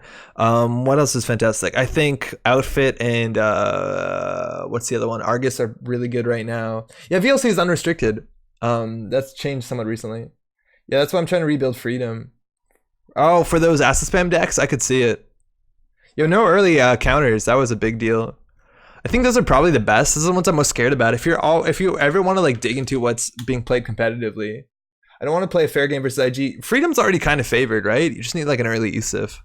But if you want to see results, like look at this stuff. It was just North American Nationals, only 25 players, which is crazy. Like we had store championship players at that level like a couple months ago, which is unfortunate. But like there's 3 Blue Sun in here, which is weird. And then SSO Industries, I have no idea what happened at Gen Con. Does anybody know? None of this was streamed, I don't think. Was it streamed? I don't think it was. Be green and don't not be green. And wants to play against IG, period. That's kind of an issue. The runner side is kind of varied. You see all factions, not many factions aside. I guess there's a Sunny down here at like 13, which is really cool. The only name I recognize here is Beckett, I think. But yeah, this is wild. There's a lot of whaling going up here, apparently. But I don't know what any of these decks are. None of these are posted. I have no idea. No one's playing SSO really in my meta. Yeah, I don't know. We're gonna pick something and try it. My metamate came forth. Oh, super cool. Did they tell you how it went? How any of those stories are? This is Cody was playing the Grand Mageg, and I think Cody was also playing in SoCal. Was also playing a Stargate deck. Is this it?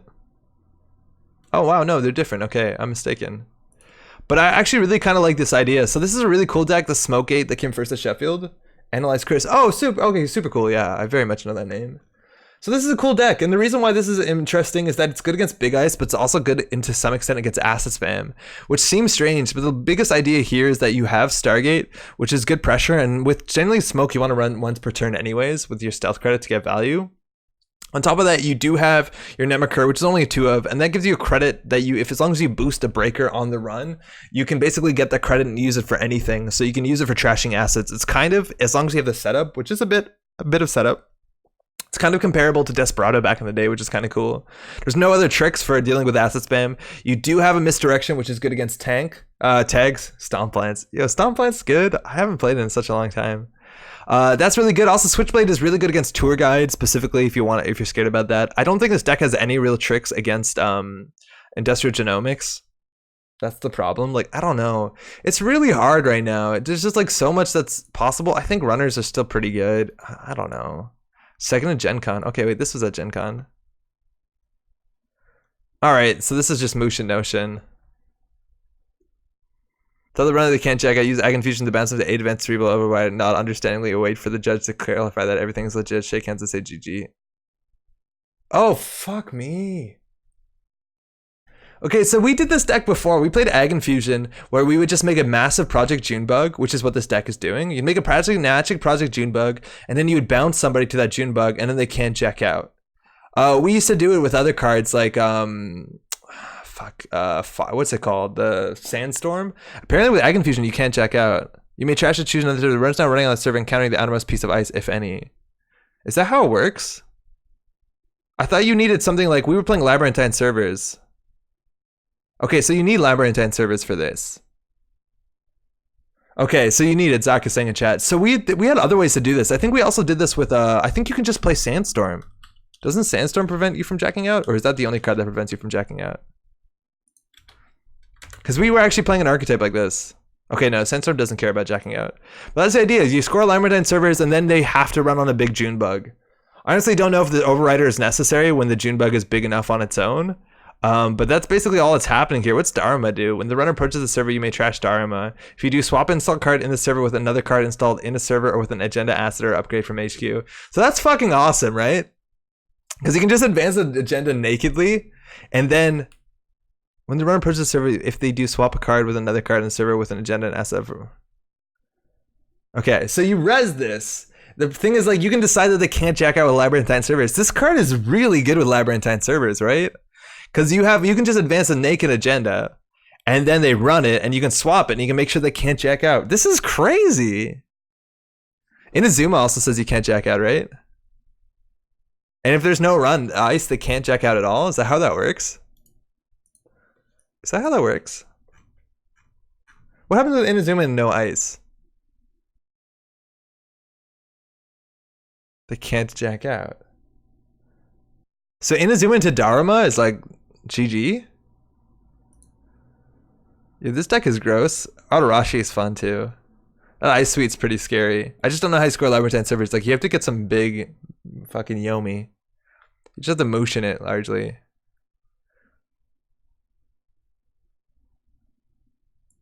That's wild. Dharma's kind of cool for that.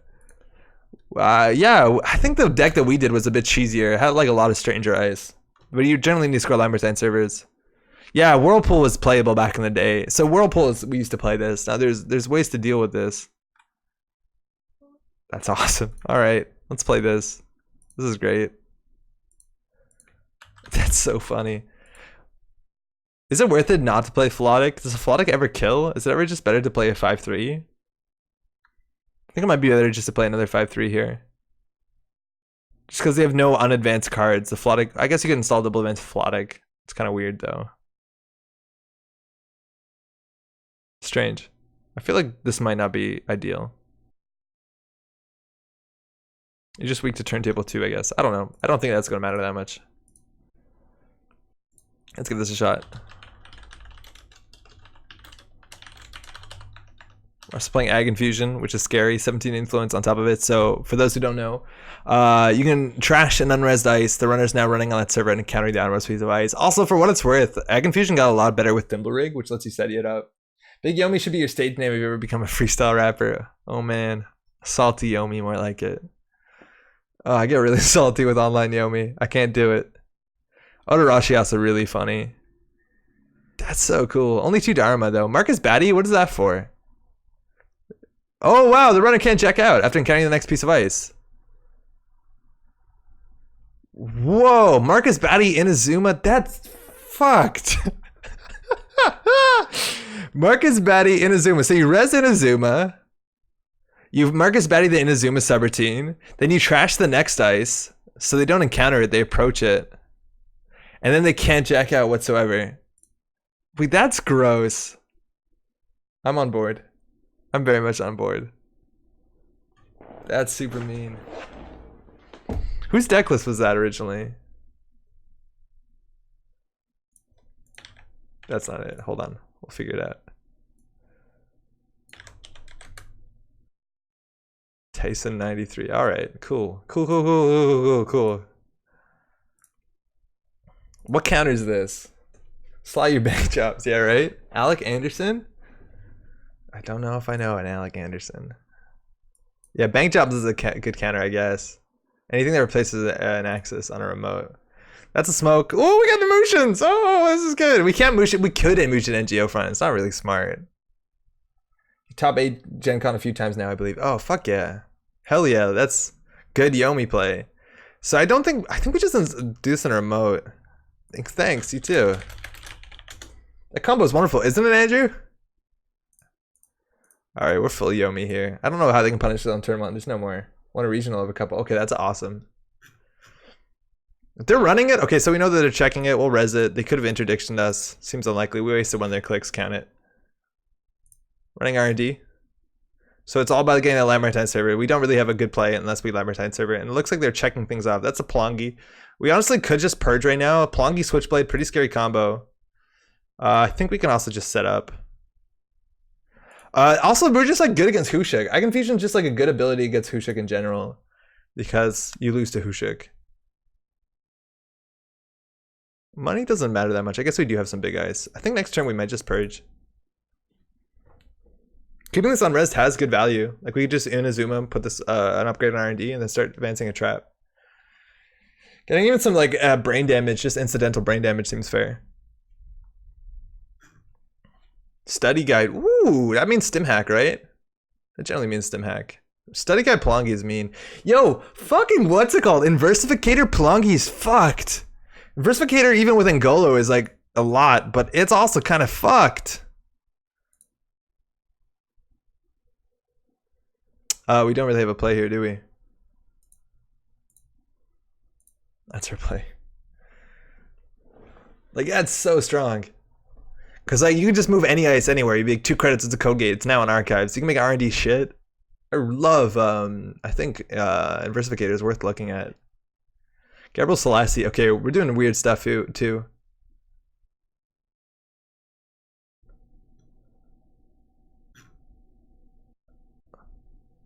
Is this using icebreakers? Wait. That's just good. I've never seen anyone do that. Cloak, study guide, that's just good. Unfortunately, these are all our traps. And they're not doing anything for traps. For what it's worth, also we can motion and then install an Nazi in front of it if we really want to do that. Inverse Palangi's good. Inverse Ngolo also is just like good enough. Feels bad.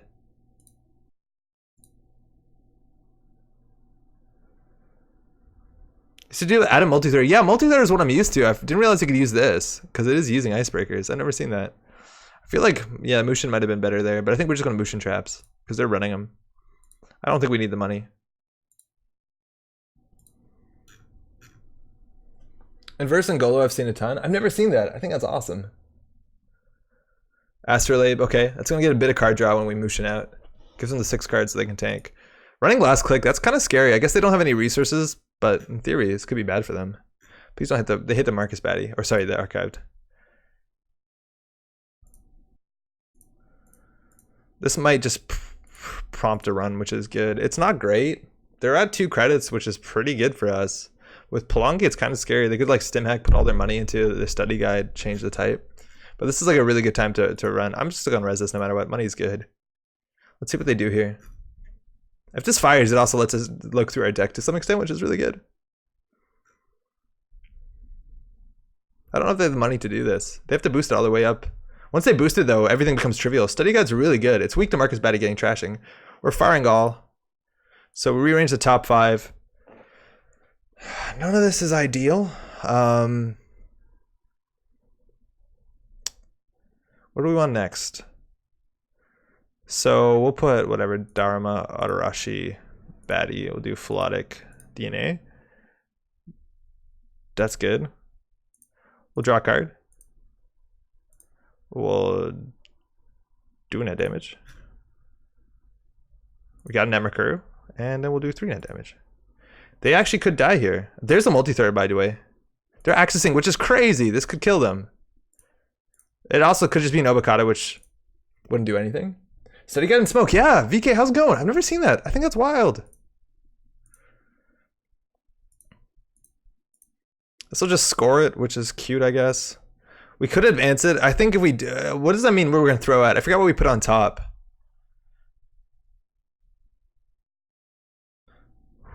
I forgot where Egg Infusion as well, which is like a really strong ability. It's hard to play though. Just put that on R&D. In theory, that actually might have been better in server 2. Just drawing up. Cool. So we got the Philotic. We don't have to discard a card. Scoring this doesn't really do much for our game plan. Gets us points though. It makes it more important that they run on all this shit that we motion out. And we know the next couple of cards are just ice, which is unfortunate. We don't even have Rashida. It's just NGO and then traps. Dirty Laundry coming here on HQ. That's a Mushin no Shin. Ooh. That's what you're doing, huh? Going in again. NGO front, they can trash that for 1. Feels good. I don't know if we're gonna need that much more money. We do have the Adarashi. Not particularly valuable right now. That's a Daruma. Kind of a cool card. Do you swap the card install the server with either another card install the server with an S or a generator? Wait, actually, this doesn't work. It doesn't keep counters, right? What the heck is this deck? This doesn't keep counters. Runner approaches the server, you must trash Daruma. If you do swap a card and install the server with either another card installed or an upgrade. Wait, why does this matter?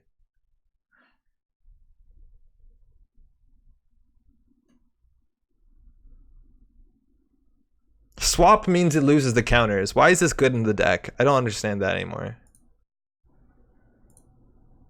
I guess it just forces them to run? It does if you swap a card that's already installed. Oh yeah, right. 100%. So we keep it on the table and then we do a swap. So basically all we need to do is we need to fire the Inazuma a counter, but it has to be somewhere else. Oh, we got peace credits. Okay, that makes sense. There's another net. They already threw a lot of the cards in their deck. We do have Obokatas, right? And they're at the point where they can't contest.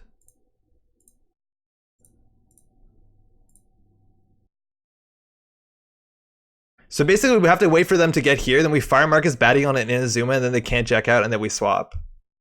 How good would that be? We just need Inazuma and then the Marcus Batty to fire on the Inazuma right when they're at server 2. Or they draw. Okay, well that does a lot of damage. That does a lot of damage. I'll take it. Okay, feels good. There's the Inazuma.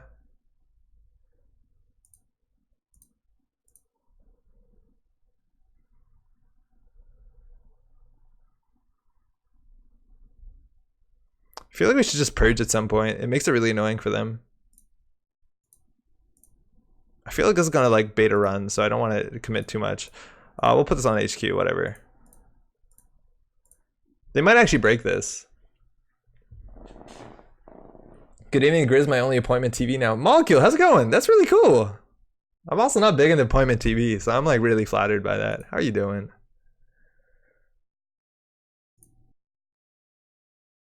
Okay.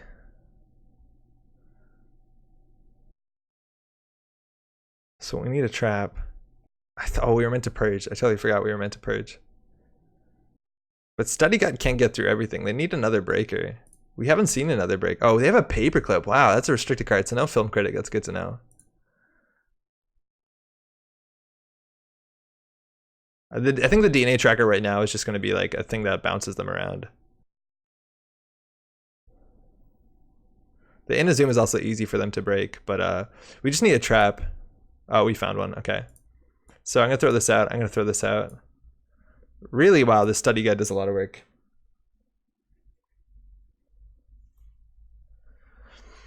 So now we Mushin. Then we are Marcus Batty on R&D can fire. I think we Mushin advance. Do we have preemptives? I guess we have archives, and we just archive Project Junebug install later. Okay, they have a Sentry Breaker. They have a turning wheel. That's actually the scariest part. Okay, this is wild. This is good. This is good. Netrunner. Can you afford another 8 cards damage? I feel like they can win with everything they have. I guess a couple purges makes it a bit difficult. They're going in here. I'll res this. It's really cheap. It's also really interesting ice. So we can let this fire. If this does fire, they die. Unless they pay 3 credits. They can just let this fire and pay 3 credits. I assume that's not cheaper. No, it's not cheaper. I want to keep the Marcus Batty. It's really important we keep the Marcus Batty.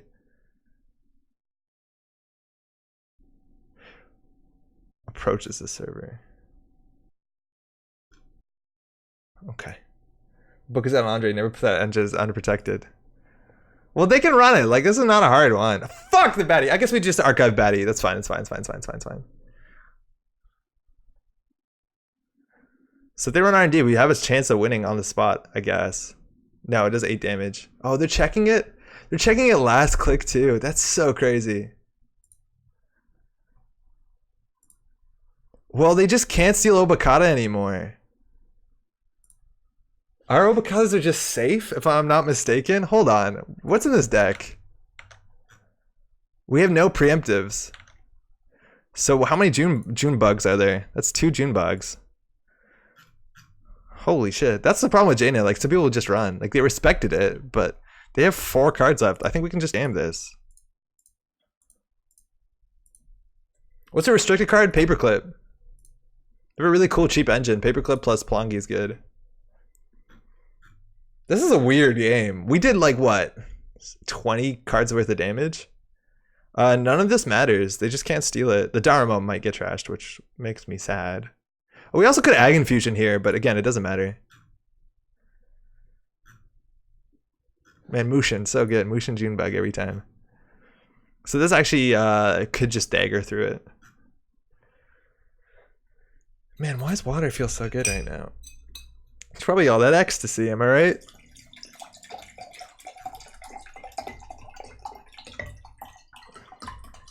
Nemaker, mind you, was also a good counter to that last deck that we're playing, because you always just draw cards during the run.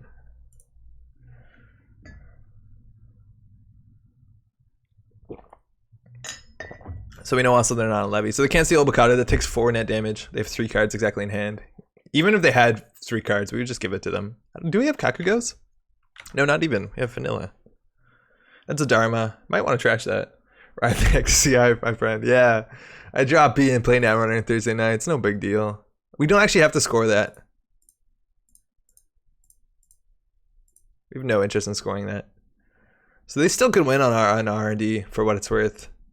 But in theory, we have to Marcus Batty into Inazuma to run this, which is kind of scary. It says 2 brain damage. So we need to get this to 4 brain damage. And then we can do Inazuma, Marcus Batty, and we can win. So Arcade Memories, I think they've seen that before.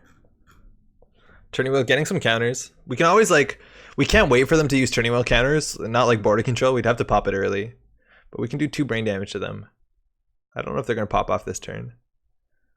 I think purging the Pelongi that got no good. Gabriel Celeste going to the dagger. That's actually kind of cool.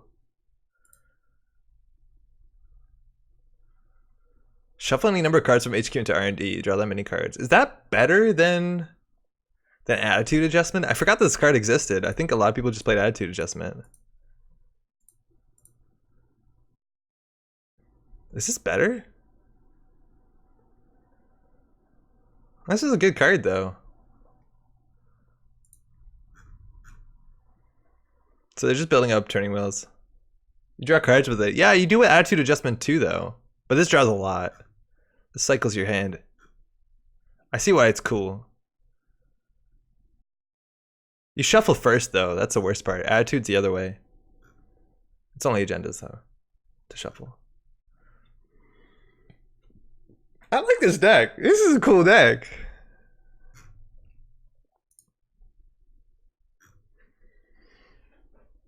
And again, we have a 2 and 3 chance of just killing them if they run R&D.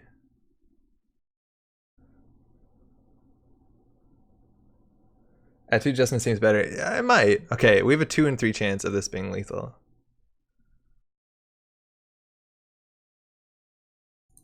We have to wait for them to pass it. Archives for Batty on R&D next turn. We already have one.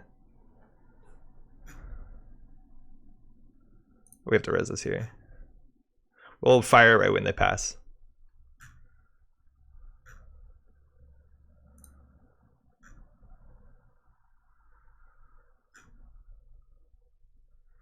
So if I'm not mistaken, if we win the side game, they will die.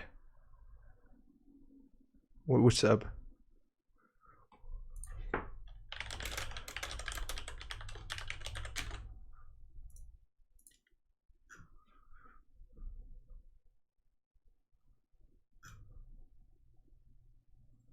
Oh, never mind.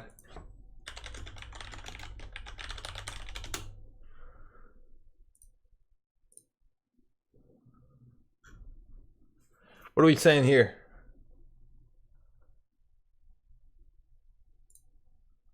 Nice, got it.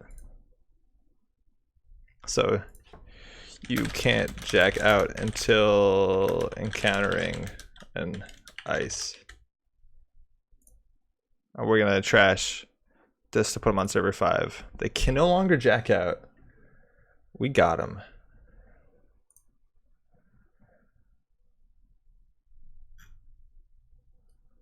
Raffle. Yeah, right? Like, that's mean.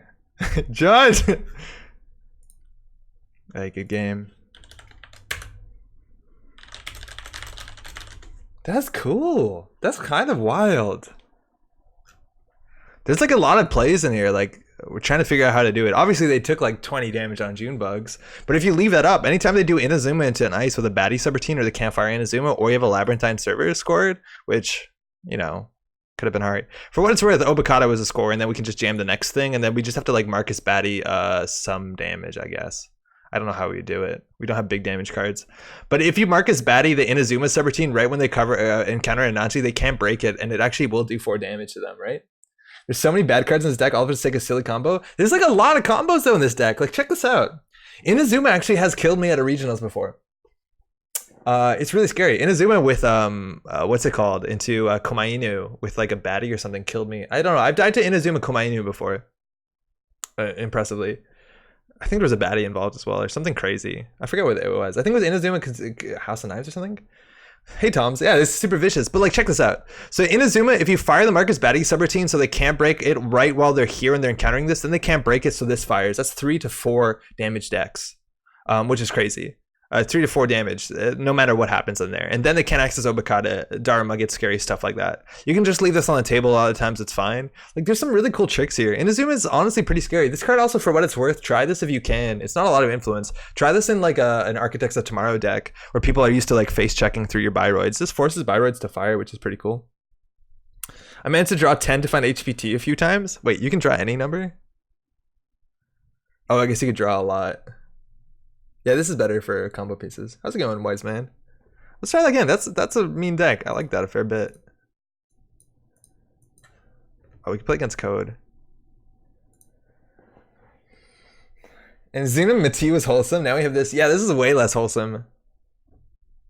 Inazuma is just like, I can feed you anything. Oh, Eric is playing too.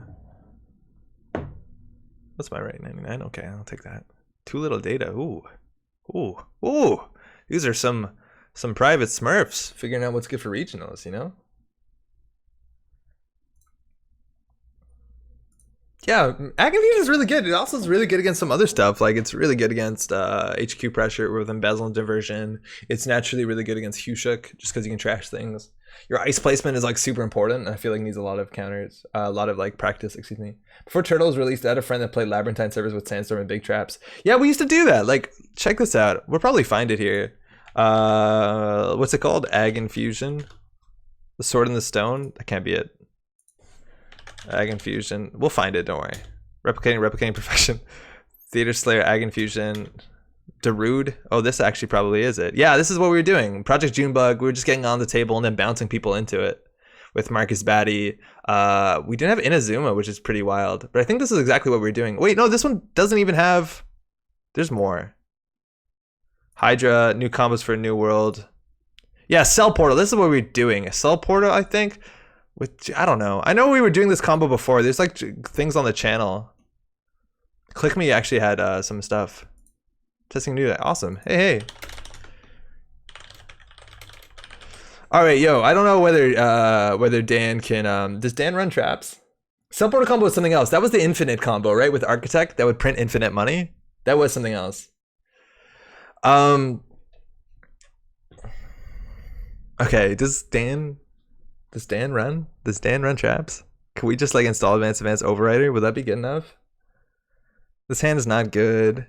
We do have an overrider though. Fuck it, I'm keeping this. Dan doesn't run traps. Do you want to try the early Labyrinthine servers? It'd be so fucking good. Thanks, you too. Oh man.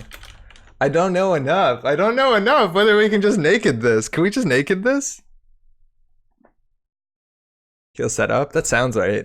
I'm assuming if he has a new deck, he'll just set up. 46 cards Haley. If we get like a cheap ice, like a vanilla in front of this would be ideal. I guess then we can't install Advance. I guess we do Mushin, then we need all that shit. That's very kind. Going naked is about confidence? I don't got confidence though. Fuck it. Don't run this.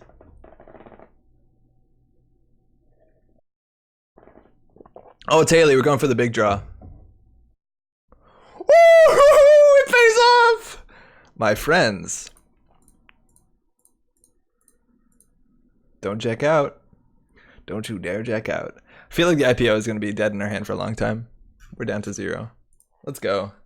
Bold. Oh, you can't jack out. Proco, the slowest deck. I'm in on this. Fansite. So Aesop's, by the way, not the other one. Oh, what can we Mushin? Well, we can't really Mushin anything because we don't really have a threat, right? Like, we just don't have a threat. Unfortunately, here, all these plays are bad. I think the best thing we do is credit, install Advance. That's technically the fastest we have money. This, honestly, he should run, for what it's worth. He might not. The only thing that this doesn't even try to threaten Junebug, right? Because there's only one advancement on it. We have ice in this deck, I'm pretty sure. But it looks like Dan's just going to set up. Dan wants that value. Dan wants to build a deck that can deal with everything. What's the text on this agenda? Good question. Labyrinthine servers, use the counter, the runner can't check out for this run. So basically, once we just build this big overrider. Oh man. This is awkward.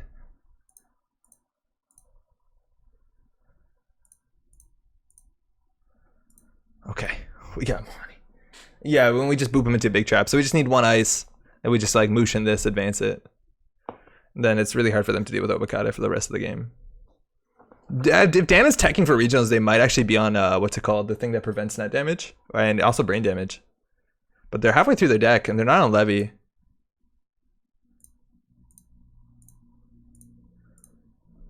Astrolabe drawing a card. We just get this up to 6, I think we win, right? There's a feedback filter. Okay, this is the card we're worried about. This prevents 2 brain damage.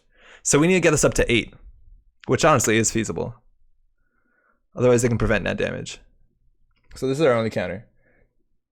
Don't you wish you keep the IPO? Ah, not really. Okay, so this will do 5 brain damage, which is still a fair bit. So we're gonna advance this to 8 and then put 1 ice in front of a remote and a score in front of it and we win the game. If I'm not mistaken.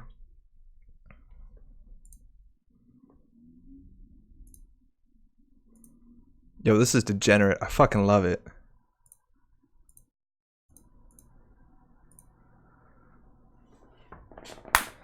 What's the chance that they're on that like 1 run event that shuffles into your deck? Also, are they just on Hushuk? Yeah, they're definitely on Hushuk. That's a lot of 1-costers. Oh, maybe not definitely, but we haven't seen any multi-access. No! No, the bank job tech! When I say server BGG. Oh no! They have the bank job tech. That's fucking amazing.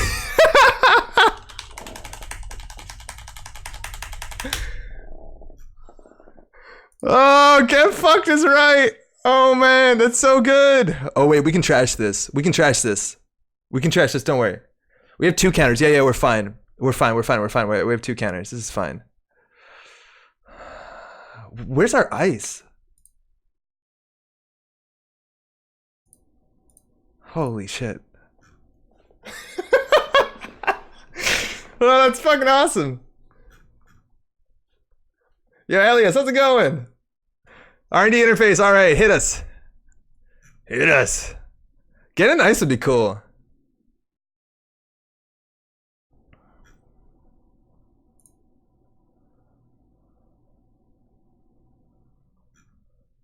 Yeah, we just need 2 ice and we'll win. We just need ice on R&D. Apparently they're not hitting ice.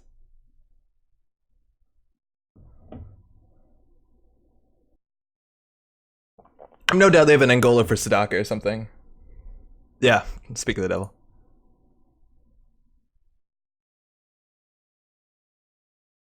This is once per turn, right? I still think we have them, right? They can't recur this. Get fucked. Oh man, damn, rude.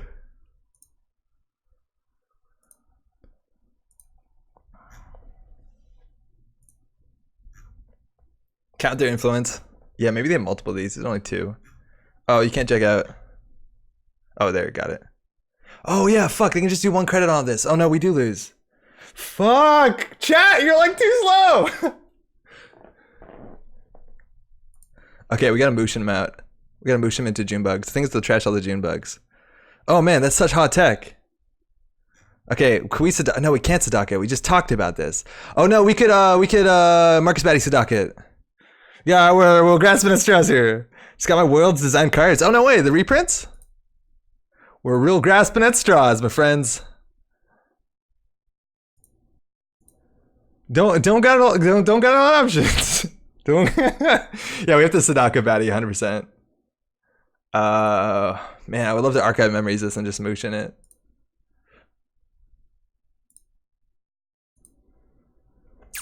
They just don't get a lot of options. Just don't have them. We need to see this deck. Yeah, no, we could just play. Oh, it's not even connection. Fuck. We need Sadaka Batty before we die, before we lose. I love how they set up, and Dan was like, "Yeah, we're fine. We know what this is." I guess. New remote? I don't know. That being solid bad degenerate decks is hilarious. The master degenerate decks. I gotta set off guarantee. Oh, like a real one, yeah. Enforced loyalty will work. I just don't think we have the money to sustain it. But you're right, it will work. Why is Sadaka baddie? So we can trash this bank job, so we can force an Axis. Because Sadaka has a trash a resource clause on it. Putting this baddie here is actually probably wrong, just because it gives us less shots. Parisia. Enforced loyalty. Enforced loyalty will work. Voter intimidation will work too. Those are both options. I love how I love how this deck needs tech for bank job. It's like, oh, what did we lose to? Oh, we're hard countered by bank job. Oh, fuck. Shit. He won't run it? Yeah, he won't, but it's a problem for us. Yeah, that's an ice, I guess. Keep enough credits to fourth Beth draw? Oh, that's a good point. It's gonna be hard though. Hopefully we res this. Yeah, you're right. Alright. This might be bad for us. Baddie, no! I guess we can always archive Baddie right when we need it. Obakata, Baddie, no! I'm glad there's a hard counter. Yeah, I'm glad there is at least a way to do with it. Mushin Obo? No, they will, just because they have feedback filter. There's actually no threat anymore. This is expensive-ish. 6 credits? Yeah, okay, that's money. We're not gonna res this, obviously.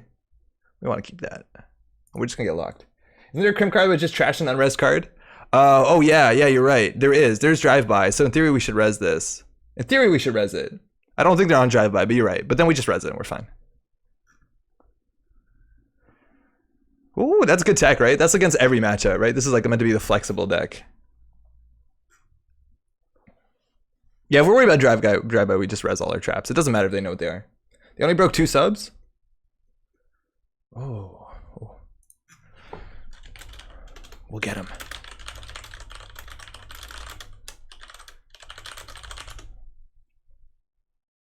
Drive-by is arguably better? No, this gives you infinite. Drive-by is only 1.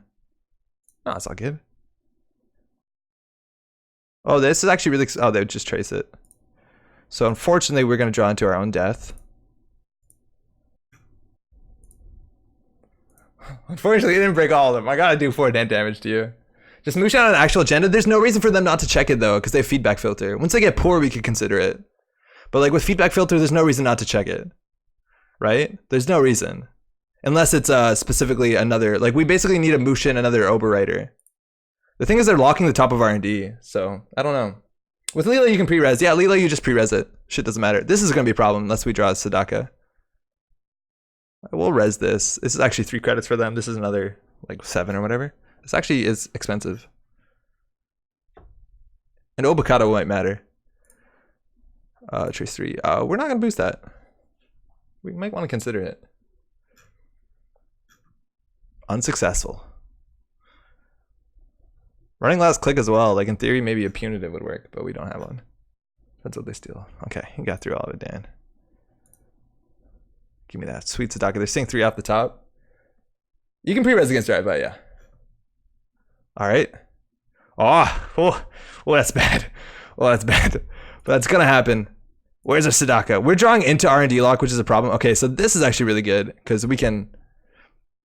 I don't know. Like, put everything back into the deck. Give me a Sadaka. Fuck. Shit. Not good. At least we kept an agenda, but now they're gonna run HQ, which is a problem.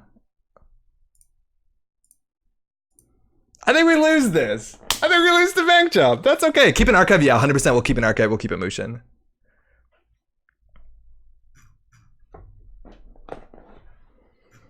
Give me a fucking Sadaka.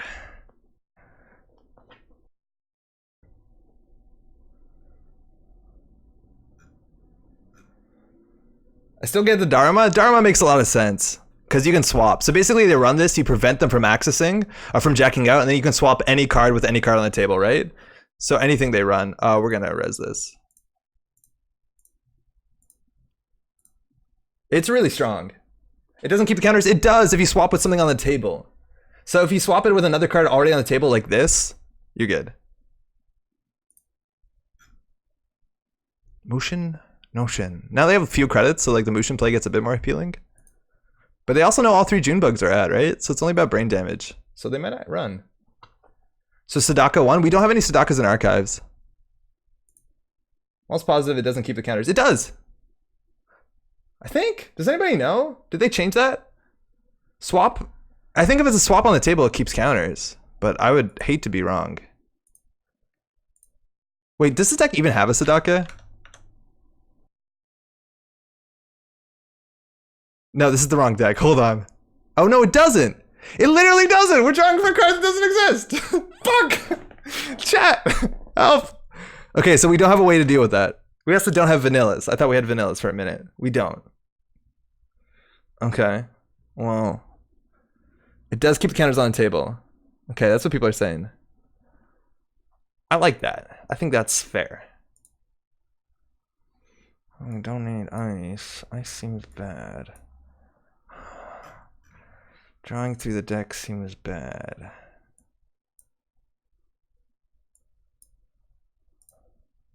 Oh man, we're so good. Check the ruling? Okay. Where's the card in the game that lets you put a card in the card pool in your deck? Yo, they just added that basically to the Hearthstone. I know it's not a Hearthstone stream, but the thing they added to Hearthstone, we'll talk about it after this game. It's like the coolest thing. Fuck it, we're talking about it now. We don't really have much of a play. They added a card in Hearthstone that says when you play it, make a wish. And what make a wish is the AI goes through looks at the board state, looks at how much mana you have, and goes through the entire like base collection and offers you 3 options of cards that would be amazing in your current board state. Doesn't matter what class you're playing, and then you choose one of them. Such cool design. So much R&D must have gone into that shit. That's so cool. I think that's the raddest. So also has a card installed in the same server in which it was trashed. There are no cards. Okay. As their host becomes uninstalled, they're immediately and preventively. That's in HQ. The host relationship remains attacks. The host has not been uninstalled. Yeah, you can do it. JNet says you can do it. Sputnik, how's it going? That's a lot of emojis. How you doing? Check the new state ruling. It says when they swap places. With the hand, it treats it like an uninstall. Yeah, so you can do it. It's actually really good. We are putting Dan in a choice here. Does he run this? There's almost no reason to not. I guess it does 4 brain damage. And then he can lose on the next one. But I guess maybe you wait for us to get on game point. And then this in theory could be a 3-2. And then we could win. The aliens have arrived. Yep. Let's big brain him. Yeah, we could big brain him. The thing is like this maxes 2 brain damage if they trash their feedback filter. So I don't know. Dan might just go for it. I think Dan just wants to put pressure R&D though.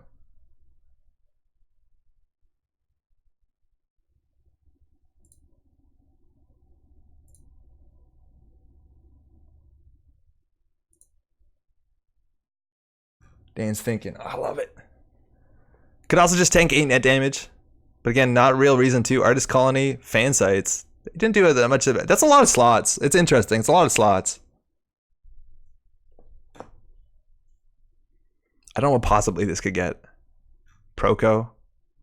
Ooh, lady. Ooh. Ooh.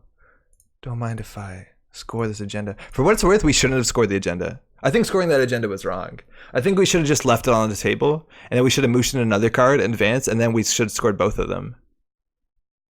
This deck also could use the current that says agendas are worth 1 more, because we could have played the current, installed, and done it. We could have done like the Josh Quinlan Worlds deck idea. I guess we're drawing. Whoa. Whoa. Oh, we shouldn't have credited. We should have, I'm not going to credit.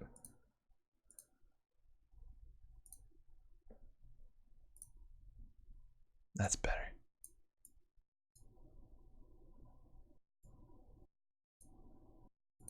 That's much better. I scored last point though. It's very difficult. It's very hard. Basically, we have to motion out 3-2 or we leave it. But I think we're just gonna lose on R&D. There's still a fair bit of agendas left in the deck, and they're seeing 3 every run. It's a lady counter. That's cool. That's an Anansi. We could waste their time and money by just like bouncing them with the thimble rig. Honestly, it's probably not wrong. Yeah, I think we're gonna do it.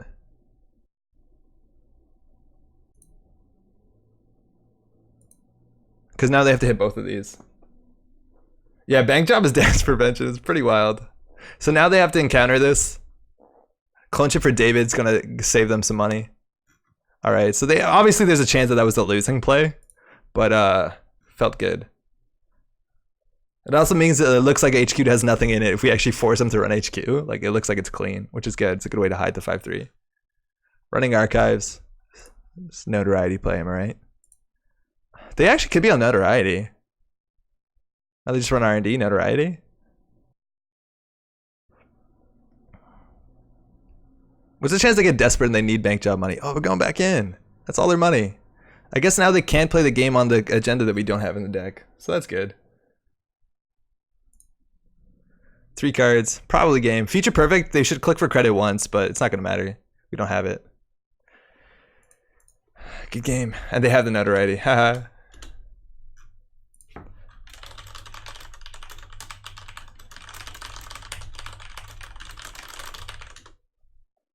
Yeah, we need a way to deal with bank job. That's hilarious. I don't know whether you need to tech around bank job enough, but like, fuck me, that's funny.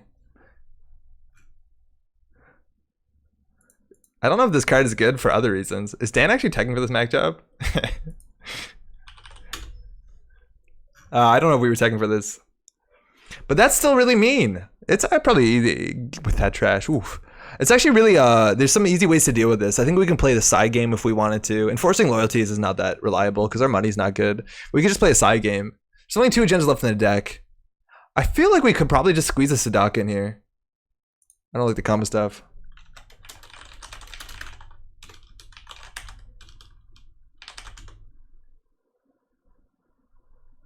Yeah, they run notoriety early. Yeah, it makes a lot of sense. The archives run. I think it's good to check. There's 7 cards in there. But yeah, notoriety we're going to lose no matter what, so that's fine. We can stop it.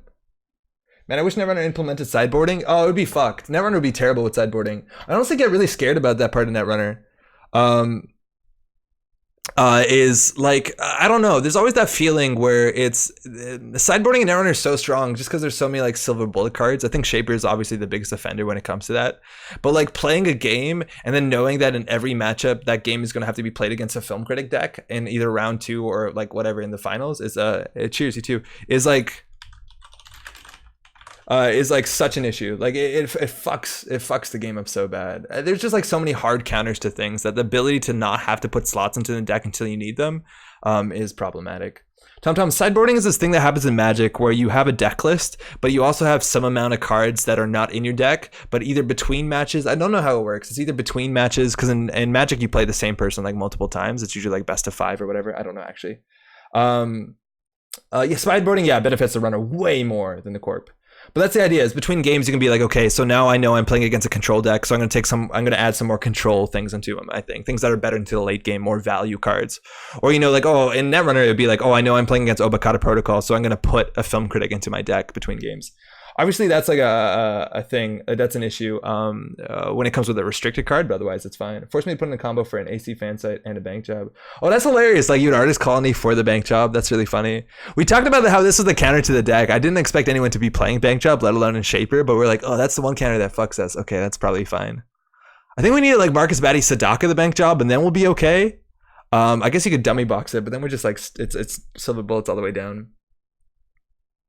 We've had sideboarding from the beginning. They could have designed around it. They could have, but like then it's really hard. I don't know. I just don't think corps get at all value. Don't get any value from sideboarding besides like suddenly your deck is a punitive deck, or like you can look at their runner at their like their breaker suite and think like, okay, this ice suite is better costed economically against their breaker suite, or like fuck it, I'm just gonna put June bugs on everything. Yeah, maybe it is. It's just bank job is fine. I think bank job was played in Aesop's decks before. I think it's quite okay. Even like keep a credit on it. Sometimes I guess you can just trash it to like Fairchild 3 or whatever. Making decisions is so cool. Yeah, I know, it does. And it also gives you less like paralysis. I get like, that's one of my least favorite parts about Netrunner modernly, is that I get super anxious before tournaments because it's really fucking hard to predict the meta, especially in Montreal where we don't have like, we can go like weeks between tournaments and I don't know what people are going to play. And like you can get into situations where you bring a deck and the deck just underperforms because you did a bad meta analysis. You could play it well, it could be a good deck, but if everyone's on Film Critic and you're playing an Obokata deck, like get fucked. Like you're not gonna have a good day, and that's always the issue. And that generally is why I tend to opt to like safer decks all the time. I'd be like, okay, I'm just gonna do something not spicy because like Paulina Glacier with Nisei and border control is fine. Like that's an issue. Oh yeah, Dan, the reaction to bank job's really funny. But yeah, there's some cool things to sideboard. But yeah, I guess you can see more Yomi. I don't know. But like that's always an issue with like the hard silver bullet cards. And I'm not complaining about bank job for this combo. Like that's awesome. I'm glad that there is a way to not deal with this. Yeah, totally. What is the other one too?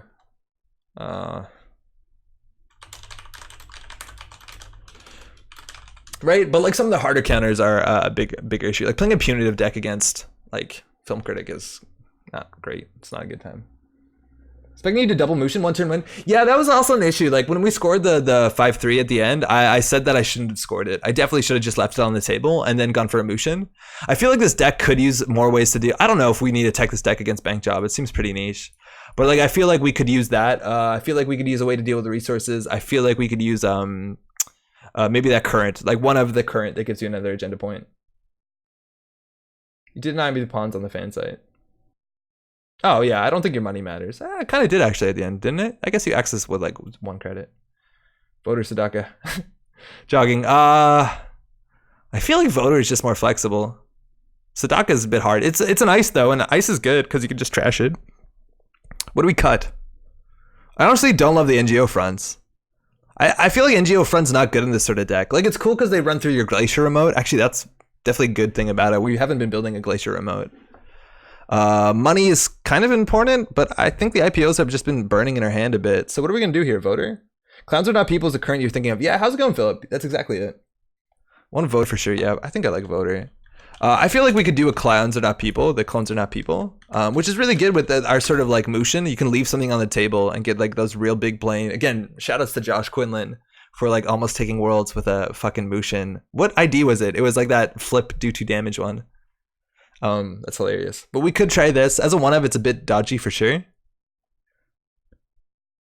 Maybe we'll play this and we won't play IPO. Do we need IPO? We could play 1 fewer NGO front. That's actually a really cool thing, and this is underrated. Playing fewer than 3 NGO fronts is people never see the 3rd NGO front, and it makes all your other traps more enticing, right? Like as soon as you see 3 NGO fronts in archives, you're like, I'm not running shit. But as soon as you see 2, it's like, you know, when you release pigs or whatever animal to prank someone, it's probably really cruel to the pigs and all that. But you like label 1 1 and label 1 3, and you're like, oh, they waste all their time trying to find like the mouse with 2 on it or whatever. You gotta do that. So this is our mouse with 2 on it. That NGO front. I removed a lot of money from the deck, I'm aware, but let's see how this goes. Maybe you're right, clowns aren't people as well. I saw the movie It. Yo, I watched It recently. I thought that shit was really funny, and I don't like clowns. I thought it was a comedy. None of that movie made sense. It's all nonsense. Autorushi seems like it could be cut. Autorushi probably could be cut. It's like a taxing ice. I guess 3 is not taxing enough, but it is an ice. It's definitely not the best slot in the deck. Like I think a Cortex slot would probably be just as taxing and requires a breaker. Autorushi isn't and is positional. I think you're right. I don't think there's a reason for the Autorushi at all. The only thing is like Autorushi, sometimes they'll fire it and they won't break it and they will pay 3 so you get free counters, but that doesn't seem good. It's not, it is value. It's definitely a lot of value. I'm gonna keep seeing if this ever fires, but I think that could easily be a Cortex lock and we'd probably be better off. It's just like, it's so situational and the payoff is 3 credit advancements. That's a lot of payoff. The fact that it's ice, yeah. Add IPO, how? I don't want to take an Autorushi out. 15 ice is not a lot. Seems like people less people play Netrunner. Yeah, then online. It depends on the time, but less people are definitely playing Netrunner now than they did like 2 years ago. I think that goes without saying. But earlier today there was like 15, 16 games. I don't know how we add IPO to this. I'm gonna play it like this and see how it goes. I don't know. I don't mind this. I feel like playing maybe 1 less expensive ice and playing a cheaper ice might be just better because we have an Nancy and DNA tracker. We can't afford that. I feel like if we just cheapen the ice a bit, the IPO will go a bit further. But I see you, yeah. Okay. I feel like we can cut a DNA tracker. Code gates are generally easier to deal with at high strength than sentries. We'll put an IPO back. Let's try 14 ice. I don't know. It doesn't feel great. We could also just put a Cortex lock in there. Or no, fuck it. Let's also put a Sadaka. There. We're flexing on him. Got some flex slots. 14 is a little. Yeah, 14 isn't a lot. So we'll just do a Sadaka, call it a day. Sometimes that gets us a value trash. Uh-oh. Oh, no. Got that white bar at the bottom. What's that? Okay, we're good. Fucking bank job tech. Ike's always a good cheap ice. Ike actually, flip for what it's worth, can be a counter synergistic. Out of most of my decks that are trying to like really fuck somebody up, a lot of times I cut Ike from it because a lot of times people run Ike, get free 2 card draw, and break it. Like it's actually really good for them when they're dealing with Obakata. Like Ike on a central server helps them score Obakata, right? Like they just break the last 2 subs, generally pay 1 credit, and then they drew 2 cards. Like I think unless it's like a Glacier deck, like a Paulina that like the damage is just like incidental, I cut Ike from almost all my trap decks. I feel like it's just way too good. Oro and DNA jogging. I'm not sure. I think you're a bit behind on the chat, or I don't know. There's a bit of a delay, at least, is what I'm saying. If you're just tuning in, by the way, I don't say this recently, but maybe if you're new to the game, if you're new to the channel, it's really easy to make an account on Twitch. Twitch is super easy. YouTube is a bit more complicated because you have to have like a Gmail account. But DNA to Kakugo? Oh yeah, Kakugo we could do. Anyways, if you want to make an account, ask some questions, talk to some people. It's a really good way to learn the game. Is Kakugo good? Kakugo's not bad. It protects the Obakatas. Maybe 1 Excal? Oh fuck, Excal's dirty. Why are we not running Excalibur in this deck? Excalibur is just like another way to win the game.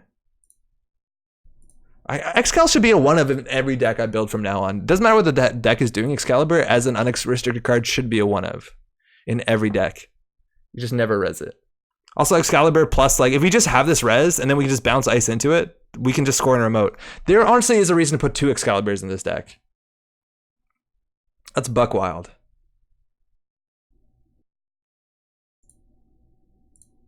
Okay, let's see if we're cutting too much of our teeth. Envelope. Yeah, I feel like I might like Envelope more than Kakugo. But we'll just play it. Like, we've only played 2 games so far. Wait, can I start a game with 1 person in it? Wow, you can. That's good to know. Is that useful? I guess maybe for video content.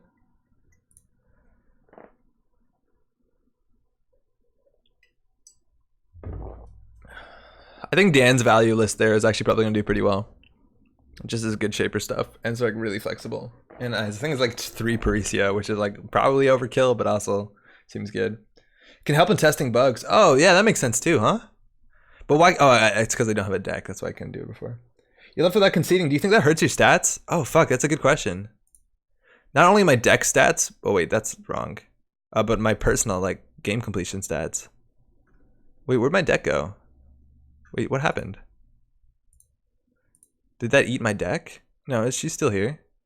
Oh fuck, it's because Excalibur. It's not MWL. Okay, we're not gonna do this just because it's. Yeah, it's a pain because the MWL isn't updated, so it won't let me play standard. Launcher never completes games. I'm a 99. That's a good number. Okay, so that's the only reason not to play Excal. Ah, damn it, we missed this player.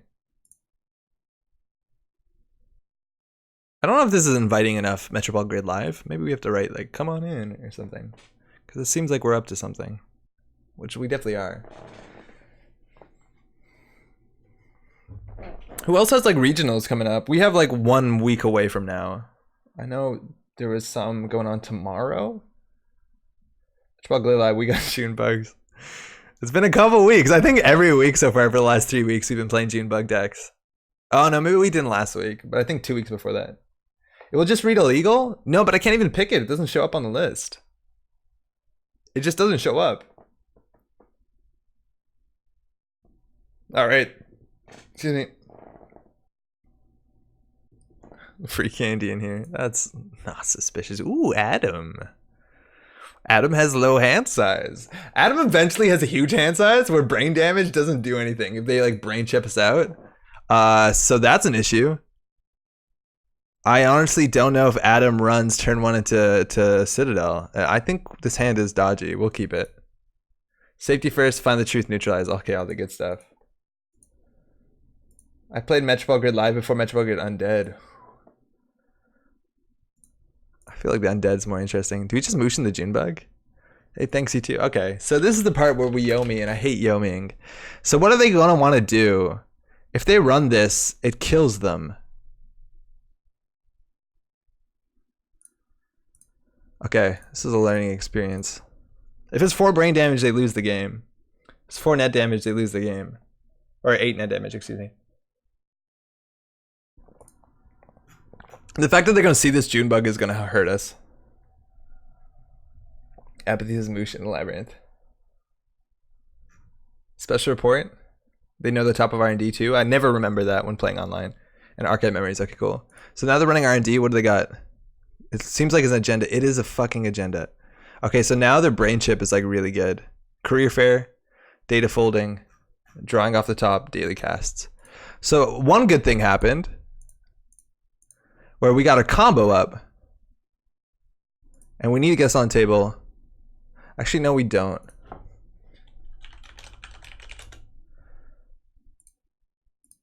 Because if we lose this, it sucks. Because now we just have to get this up to big and then we bounce it to them. Disperse, make sure the agenda, awesome. I think the delay got you on that one, but yeah, we have it. All right, they didn't make a successful run, so Find the Truth doesn't fire. We just want to make sure this survives. They're gonna see 2 cards and the top of R&D. Find the Truth, special report again. Archive memories, same cards, feels good. Oh no, not another agenda. Oh, Junebug. Career fair out for daily cast, enable liberating hand. So, all right, this is 4 damage. This can go quite fast, and then we'd have to put a piece of ice somewhere. I guess we do it on R&D, and then we just keep advancing this. This is 4 damage. They could draw, run it, which actually would detooth us. But then I think we just archive. We could actually probably 100% there. We should have archived for Mushin. We fucked up. We should have archived for Mushin. That's gonna wipe a hand. Get some misdirection, a bunch of money. Money doesn't really matter though. They draw a Corroder. Ooh, this actually does something. That's interesting. Orochi the Junebug. Oh fuck, yeah, we could have just iced the Junebug up. That was way more compelling. I was thinking that we need the ice to be unres, but you're right. Oroching the Junebug is actually way strong. That would have been the play.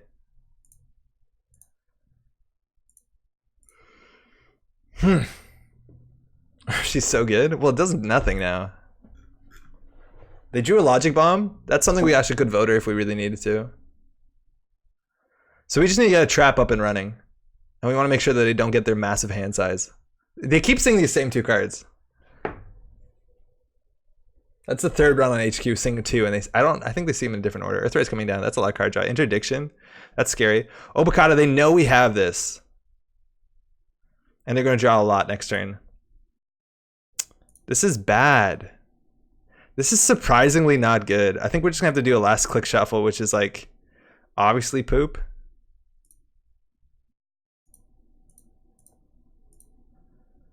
Oh, that's so much worse.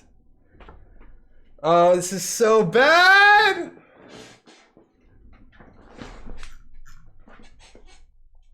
Now we're fucked. Okay, that's a good game.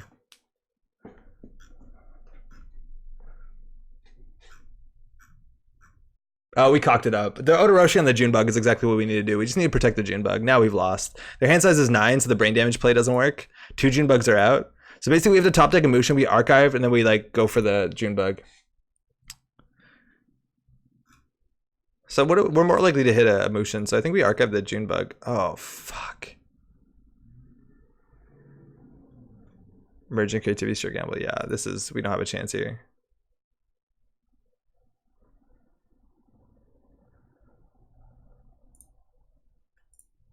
Yeah, we misplayed really bad. Archive special report. I feel like we have to. We're not drawing any good ice. That's why I don't like Odoroshi. If this is a Cortex lock, like that's super scary. Like if this is a Cortex lock, we would just Marcus Batty Cortex lock, we would have won. They have 10 MU. Archive special report? Are they watching? What is this? Turns out the hard cam for this deck isn't just X, it's just Axe Essentials. Axe Essentials is definitely good, but we're set up. We just need to get a trap going and then they can't Axe Essentials. I can't do it now that they wrote it. Voter HQI? It's a possibility. Inazuma does nothing. Yeah, we'll try it. Okay. That was a good game. If to pick a different format, yeah, we do, but then a lot less people join. Okay, that basically shows we have an agenda.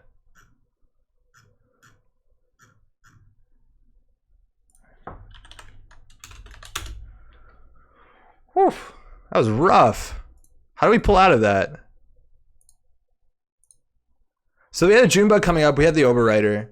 It's hard to do the brain damage, obviously, because they have like 9 hand size.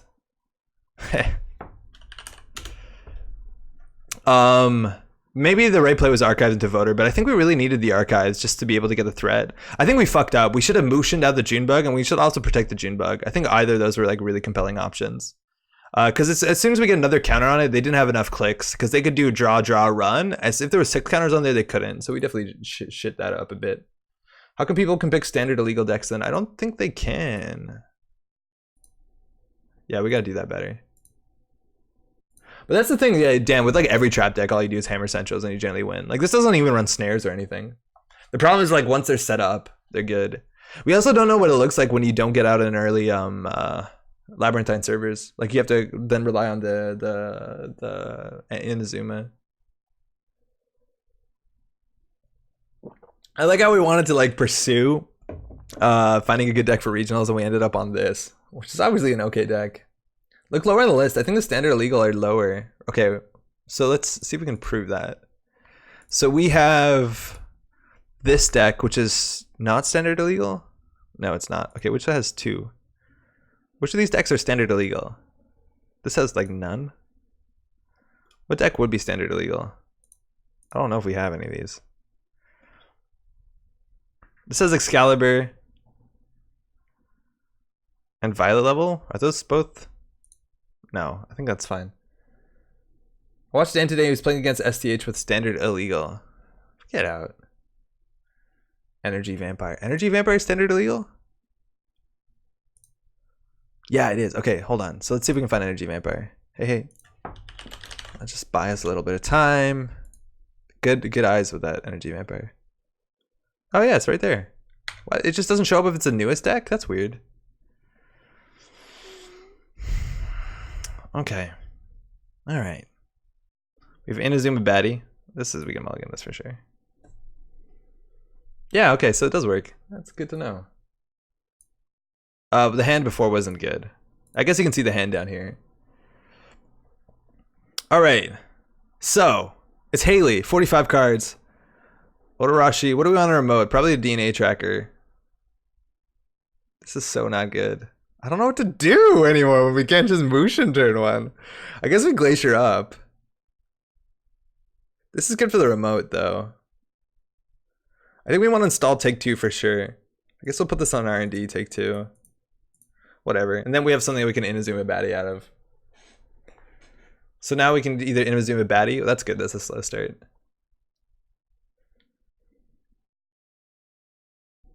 Even like a normal Ag Infusion, like a Glacier deck, seems pretty reasonable. I don't love this because we go down to 4 cards in hand, but they're on 5 cards, 0 credits. It's kind of hard to Proco now. I guess with Haley they can double install. It depends how cheap their deck is. But like they can't gamble, they can't do anything from here. 6 cards, 0 credits, and what they Proco, they're gonna be throwing out cards, which isn't the worst. Like a lot of times you have like misdirection shit that doesn't matter in the matchup, and the double install helps a fair bit. But like if they're putting down cheap cards like Akamatsu and Clone Chip, it really doesn't help them early. Oh, modded. Wow, that's perfect. That's a perfect answer. Mirror. Okay, this is weird. So there's obviously a stealth deck. Cyber Deli. I haven't seen this card in such a long time. Did people just replace this with Rizeki? Man, I never was a fan of this card. They still have to throw out 1. It's okay. They're on 0 credits again. It's a pretty good place to start. Odoroshi Philotic and Server 1. I think this is good enough though. Inazuma doesn't work well with Odoroshi, unfortunately. The thing is, like, I don't love scoring this. It's not fantastic. Okay. We're doing something cool. It's a Persephone deck. So this is going to try and mill us. So basically, they don't want to. There's subroutines that they want to hit and not fire. So they have ways to make things sentries. Unless this is some weird limited format thing. How did this get trashed? Did they throw that out? Yeah, it looks like they did. So this is a wild deck. Generally you use like Palangi or Angolo to make something a Koget, and you let the subroutines fire, which they might let these fire, which would be a mistake. It's gonna be a slow, like jank, like not jank, but like a really chunky. It'll be a bit silly, but like a really chunky build with a lot of things to install. So I don't think we're in any rush. Auto Rush Yasuo. If they run it, that would be so good. Temple Liberate Mind. Okay, yeah. So we're in really weird territory. Okay, so this is up, which means if they run the Inazuma and they can't break it, we can just like jettison over there.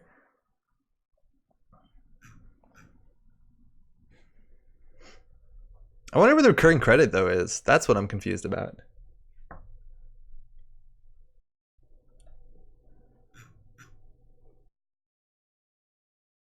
Temple Liberated Mind. Oh. This is some combo something. Archer, how's it going? I was your last player. I was watching. I just knew you had, I wasn't watching. I just knew you had archives and drew Oboe. How'd you know we drew Oboe? Good game though. Oh, because you saw it? I guess you saw it, huh? Tinkering. Okay, so they're doing Tinkering Persephone. 2 Persephones in the bin though. That's 6 influence. Yeah, I never pay attention to what you know on the top. May I concede? Sure. So sorry. For Diamond Server 1, they cannot run it anymore, right? What do you mean? No, they can, because they can jack out after this. We don't have a prevented jack out ability. Yeah, find the truth, exactly. Yeah, I totally forgot that you saw it. I don't pay enough attention when I'm not physically doing it and showing the card. No, they can always jack out on this. If the Inazuma fires, like we need the Inazuma to fire. If the Inazuma fires, what is this? I have to run it encounters. So if we don't res, yeah, I could do it. I could do it if they don't res, actually. Yeah, if you don't res, Inazuma forces you to access. Yeah, what's the running timing? Because when an unres ice is approached, a runner can't jack out until after encountering the next piece of ice during this run. So if we don't res the ice, they can't jack out? Is that correct? If we don't res any ice past Inazuma, they can't jack out. Is that correct?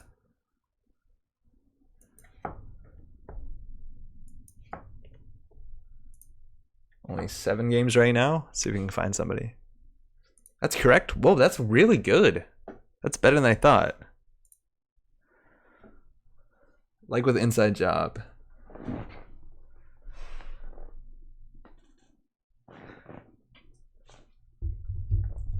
That's fascinating. That's very interesting.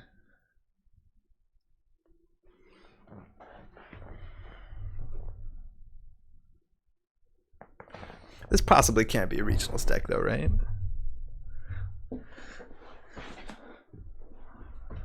So what else are people playing? Actually, I'm gonna open this on Chrome. It usually loads a bit better. So what else do we see?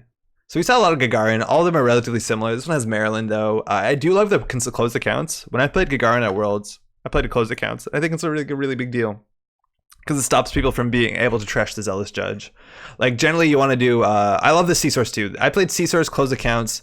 I think Cody might know. I think we talked about this before, but like back in the day, we played closed accounts C-Source and Gagarin, and it was so good. I think actually closed account C-Source Cody at Worlds the year I played it, and he was playing like Smoke, very similar to the other deck that he's. Oh, actually, I was mistaken about it. Yo, what up?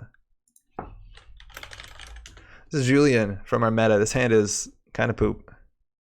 Got a mulligan it. He's training for regionals. Hasn't played in a minute. Val. Okay. Good luck, have fun. So this is a bit of a scout. This is good. What do we want to do? We can open with just ice on servers. That seems okay. We could do Odoroshi in front of the Cerebral Overrider, which is really funny. But if we don't advance, it doesn't do anything. I think we can just go for the money play here. See how they interact with that. We want to pop this after they make a successful run on Centrals, though. Actually, I don't think the bad pub matters. Ooh. I have no idea what's good. Because in theory, if we want 5, okay, that's a good start. We can always trash that with Voter if we need to. So this is not going to be a successful run. They're actually also checking, which is really important. So I think getting some brain damage on them would be a pretty fair start. This card's not amazing.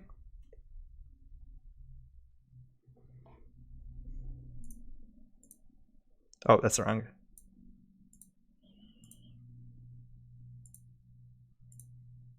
I think next turn we'll install advance that. In theory we want to motion it, but we'll take what we can get. Fear Apocalypse? Yeah, Julian could be on Apocalypse. An early turning wheel though makes me think not, but we haven't seen any other cards.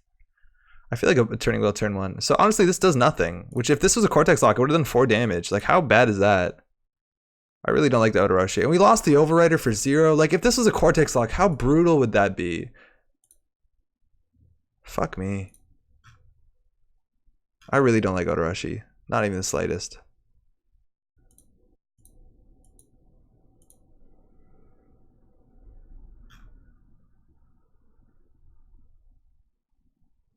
And sure, that's result-oriented thinking, but like the chance where this is good, you require so much stuff. We need to put this on the table, but we also need to get advancements on it. Like it's not great. Like this, they always break for 3 if they need to.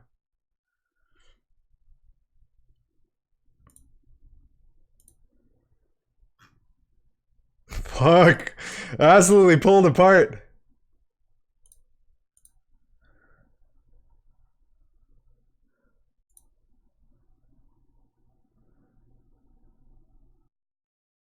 Oh, that's actually not a good play.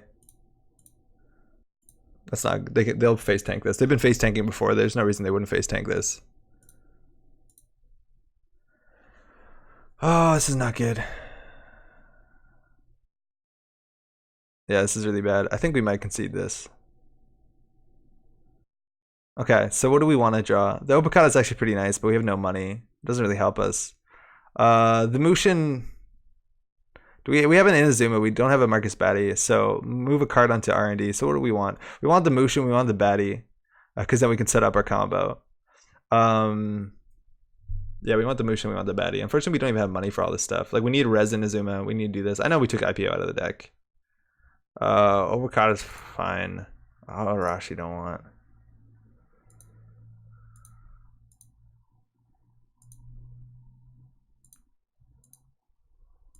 You can pay 1 credit to draw a card here. It's not terrible. Depends what's in your hand. Yeah.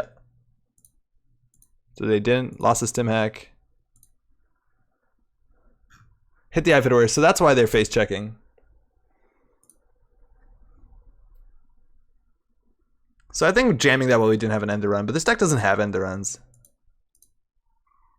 I think this deck has no end to runs, which might be an issue.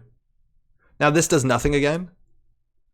There's a Batty on top, unfortunately, which we do need. I hope they don't run it, but they probably will. I guess we cycled R&D. Maybe they don't run it. We also are gonna have to worry about this. Like this is obviously an issue, but they also can like dig super deep. And I think they're gonna run R&D now. I don't know.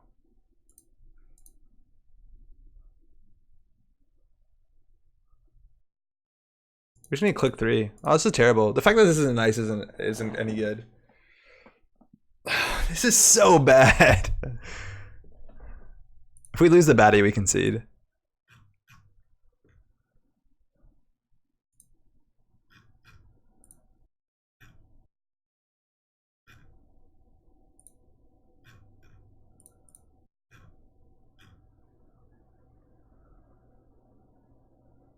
Could you have forced into a Nancy? Oh, you're totally right. What am I doing?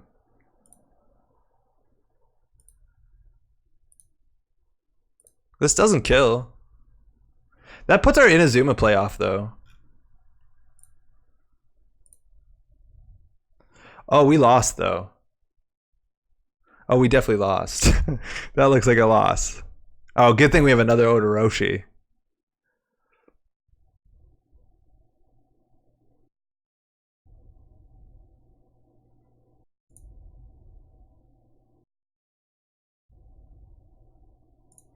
I did that in the wrong order.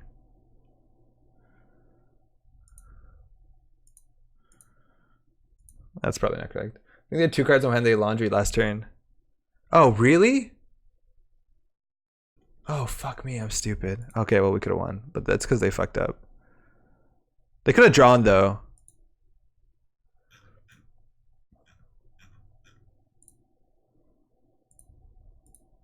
Okay, maybe we could have killed them. What do we get? We got Angolo and Paperclip. That's pretty good.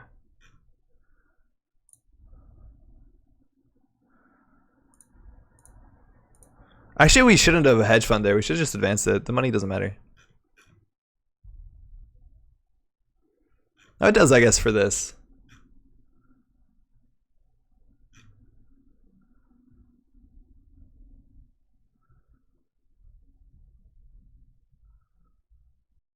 So they're drawing up. Oh, wow. Hold on. Hold the phone. Hold the phone, my friends. Hold the phone, my friends.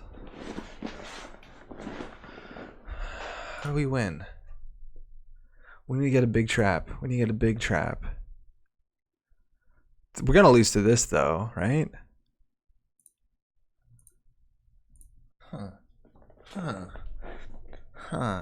Yeah, if they had 2 cards, they would have. Yeah, they would draw 1 hit for 4. Yeah, if they had 2 cards, we should have won for sure. Like, we did not pay attention. I don't use this ability in any meaningful way, besides the like really simple the kill that we're like tunneling down like no tomorrow. I think they're just gonna tank through this. All right.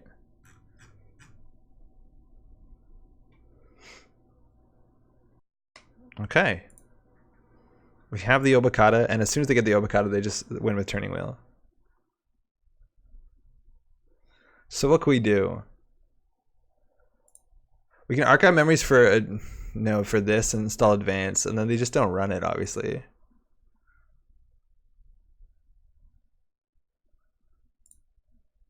Oh, Odoroshi is now good. But then they access it. Like, Odoroshi doesn't work with NGO front.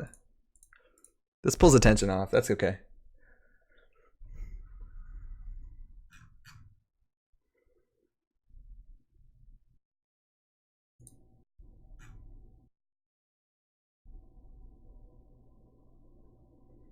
How long will this go on?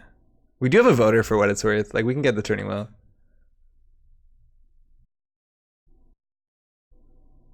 Oh man, we could just jam the Obokata.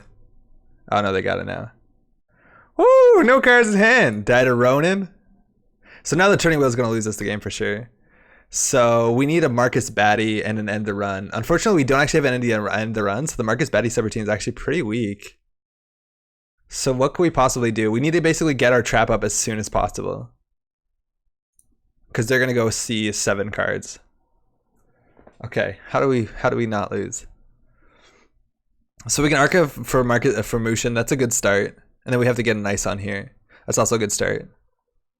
So we'll do all those things. Odoroshi Cerebral to make them run with AG. Yeah, maybe Odoroshi's the answer. Odoroshi install Cerebral in here. But we have to do Cerebral naked. That's a problem. If we have to do Cerebral naked, because if there's an ice on the remote, it doesn't work. So I don't think that works, right? Because we can't put it behind an ice, because then they still can't jack out, actually. Oh wow, they can't jack out, so it doesn't matter if it's naked. I'm thinking of Inazuma. Yeah, you're right. So we can just we could archive for the thing in here, we can put Odoroshi on that. Yeah, that's fine, that's fine. I like that. The Cerebral is way slower than anything else.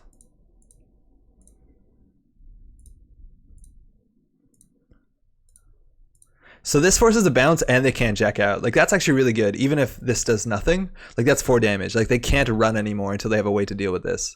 And they don't have a way to deal with this yet. So they can't run. They will die if they run archives. Or run R&D. Odoroshi doesn't... Yeah, Odoroshi... Any ice here, though, is just as good.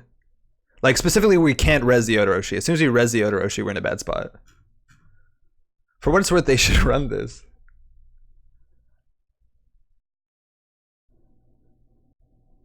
Okay. So now we can just advance this 3 times, which is only 3 brain damage. They can no longer run. They could rebirth into archives, so we do need ice archives. Also, we have to not flood, and we need to put another unresed ice and an agenda. So we have still a lot of work to do. But yeah, it's weird. The setup for this is insidious, and it's not very like obvious what this is. But like an unres ice on R&D is fucking terrifying now because it's a Nancy. I think I'm saying really a Nane Ag Infusion thing, but we haven't playing. I haven't been in the Ag Infusion mindset.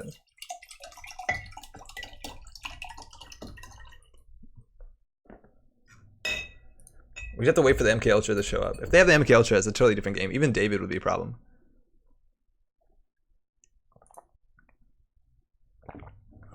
Excalibur would have been sweet too.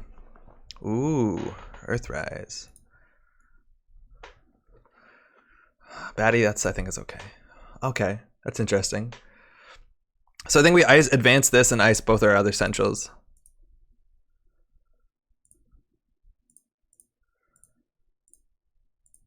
Now they're really scared of running.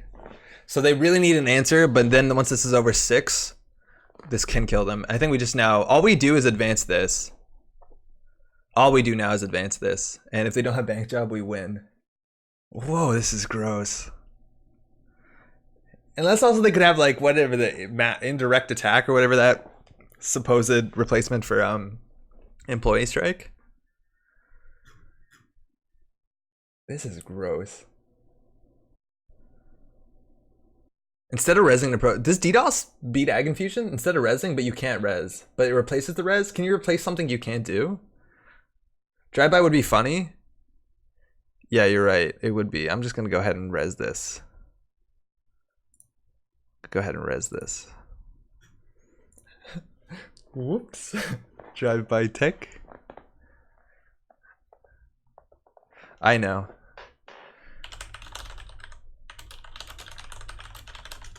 Wait, do they die? I think that's GG. Wait, this is gonna do 3 damage. This is gonna do 7 damage. Hit me hard? Oh fuck, he called it. We should have just advanced this once more. He called our bluff. Okay.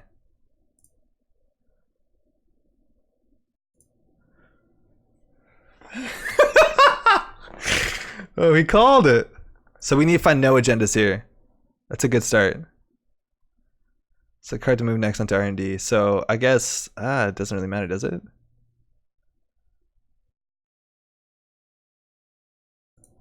I don't think this matters.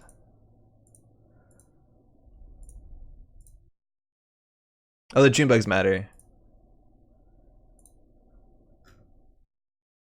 Because then we just stamp June bugs and we wanted a nice mining accident.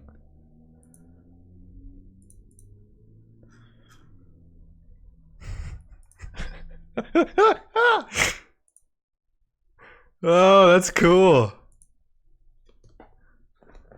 So we don't have another ice for this. So they actually could win this. We can boost the trace. It's not going to work out in our favor. If they dump this, if they could easily win here. We just needed another counter on that. So icing Archives to play around the Rebirth is probably incorrect. I don't know. I think icing HQ is wrong. Because there's no reason to write ice HQ there. Actually, icing Archives was correct. But we didn't ice Q, we just advanced that once more, and then this would have been way more awkward. So they're going to see a lot of cards. Pay 2 to get through this. We don't have any snares. A breach down snare, fetal, all that would be lethal. None of that exists. We're going to click that turning wheel. I think that's game. They can't steal Obokata though, and luckily there's 2 Obokatas in the deck. There's only 3 agendas left in the deck, right? No, 4. A lot of trashables. Put all our trashables on top. We do have a June bug. We also can just like archives for ice. Seems like a lot of turning wheel counters. I don't know what you're talking about. That's some. Oh my god.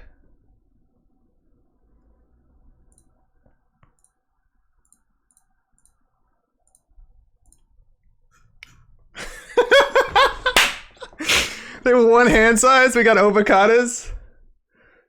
Oh man. That's why Odoroshi goes on the remote? Yeah, you're right. But then you just pay 3. Like it doesn't do anything. You're right though about Odoroshi on the remote. I think it's much cuter. So we can special report the shuffle the deck, but I don't think we need to. I think all we need to do is advance, and put an ice on here. I think we actually might archive memories for just some piece of ice.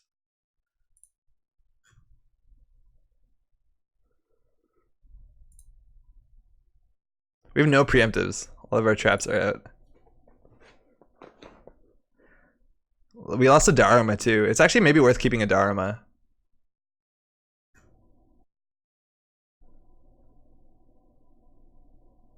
Odoroshi on the remote's interesting. I don't know. I don't know if I like Odoroshi. Cortex Lock on the remote seems just as good. Because if they can't deal the damage, it deals the damage. I don't know. You're right though. Putting counters on it's cool. We boop him into this. Wait, we win now. Yeah, we win. That's a concede.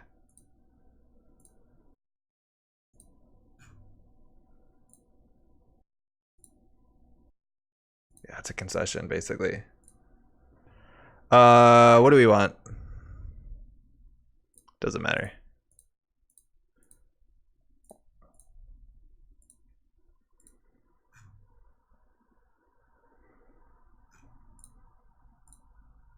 It could have an I've had worse here. They don't. Lethal Junebug. We have the credits. Good game. This is a mean deck. Oh god, this one's silly.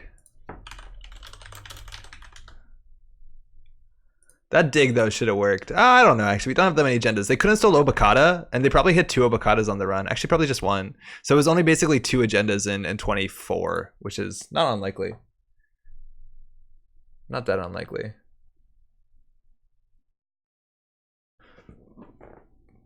But like they were face checking really aggressively, and I think that's really cool when they have Vibe where it's like, I don't care if it's a Cortex lock, I'll just lose some money. Breed something similar before Worlds 2018 and discarded because RNG. Yeah.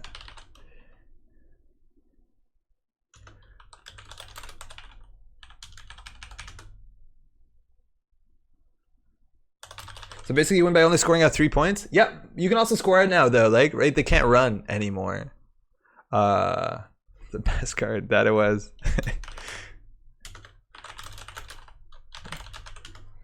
Yeah, 1 Labyrinthine. If you don't have Labyrinthine though, you can do Inazuma with Marcus Batty. If Inazuma just fires on its own, that's good too. It's a 5-strength code gate. Sometimes that happens. But yeah, there's a couple options for sure. On its own also, you just have kind of like, you don't have any end the runs. I wish we had like at least 1 end the run. I think we have Thimble Rig, which is kind of flexible. So we can put an end the run on the remote server if we really need to, if you want to Marcus Batty for the remote. But like in theory, you also have a Glacier Push, right? Say you're on game point, right? And we also have the Current, mind you, which helps us score 2 agendas and win. Is that if we're on the Glacier game, right? They have to run the remote. They have to do Marcus Batty with an end the run subroutine. They run the remote again. You push them over. If you have, if they don't have a way to deal with Excalibur, which you can easily put in the deck, that's another thing. Hey Julian, good game, man. That's another option. I was really sweating. For what it's worth, there was only 2 agendas in R&D you could have stole on that dig, so it didn't feel too bad. I feel like icing HQ though, instead of advancing the trap once more, would have been a huge difference. If you have Odoroshi, turn 1, you just install it in server 1, and then when you run, add 3 counters and they pay 3 to jack out, then you advance event score. Yeah, that's true too. But what about if they pay 3 credits and they access it, right? Like they could just access it. Like they could be like, fuck it, I'll pay nothing, and they access it and they just steal an agenda, right? Like it's similar to Mushin, but more parts. We're in a noob with our plan. In some situations, you wish there wouldn't be that ETR. What do you mean, Toms? I think the ETR is fine. When you ice all centrals, I was like, fuck, yeah, you didn't have a rebirth in hand. I was just like, we ice up everything and it's fine. Excal Cortex tight. It's a Namba with our plan. In some situations, you wish there wouldn't be an ETR. Oh, yeah, you're totally right. In some situations, you wish there isn't an end to run because it stops it. But, like, it's very unlikely. Actually, it's not that unlikely. Jamming the trap in the remote with ice actually makes a lot of sense. And then you're right, you don't want the end to run. That is a good point. That is definitely a good point. But like for rushing, it's good, and then you just don't install your trap in that remote. But you're right, the Ag Infusion threat's really real. The fact that we realized that you can put the Ag Infusion the trap in the remote server. Oh, by the way, Julien, apparently you goofed. You dirty laundried HQ with 2 cards in hand, and I could have bounced you onto the Nancy. Apparently, I didn't realize that. It would have been GG a long time ago. Yeah, so you could. I was just thinking of naked traps, but you can put a trap in a remote as long as it doesn't end the run. That's actually really cool because it like grinds them out as well. Yeah, I realized the turn after. Yeah, me too. Someone told me in chat, I was like, wait, oh, I'm Ag Infusion. I bounced you on click 4, and it's like, oh wait, we should have done that a long time ago. Fuck. Anyways, it's 11:40. That's all. We'll be back next week. We got to do some like really serious prep for a regional. It's hard because like people watch this channel, they know what I'm playing, so I just do whatever the hell I want at that point. But we'll be back with that for sure. Montreal, we have a regional on the 17th. If you kind of come by, it's gonna be really exciting. I'm really excited. We've been having a really good tournament show out in Montreal as of recent. I think like our last tour championship was like 20 plus players, which is pretty big, which is super cool. So come by, it'll be a lot of fun. That's Larry Juliet. I don't think we have anything else planned as of now, but thanks to everyone in chat. Thanks to everyone watching the VOD. Everyone we played games with. Again, also thanks so much. Are you coming to Nats? No, I don't know much about Nats. What is Nats? Too far? Oh, Canadian Nats? Oh, that's announced, no? Edmonton. Oh, fuck. When is it, actually? Thanks, Andre. Hey, Kinchin, thanks so much. It's in Edmonton. That's interesting. I have family in Edmonton. I haven't been in Edmonton since we left Edmonton, which was like 96. I was a wee kid. That's an interesting place. You have family everywhere? That's 3 places. They have a Google poll up. Okay, cool. Oh, they're polling the date. Interesting. Okay, that's cool. I'll look into that. I didn't know about that. Checking out Dorks. Okay, cool. Cool. That's me. I'm gonna get some food. We'll be back next week. Take care of yourselves. We have regionals tomorrow or the weekend. Best of luck. Have fun. Let me know how it goes. Actually, not because I want to know what's good, but I just want to know. Hopefully, everyone had a good time. You know.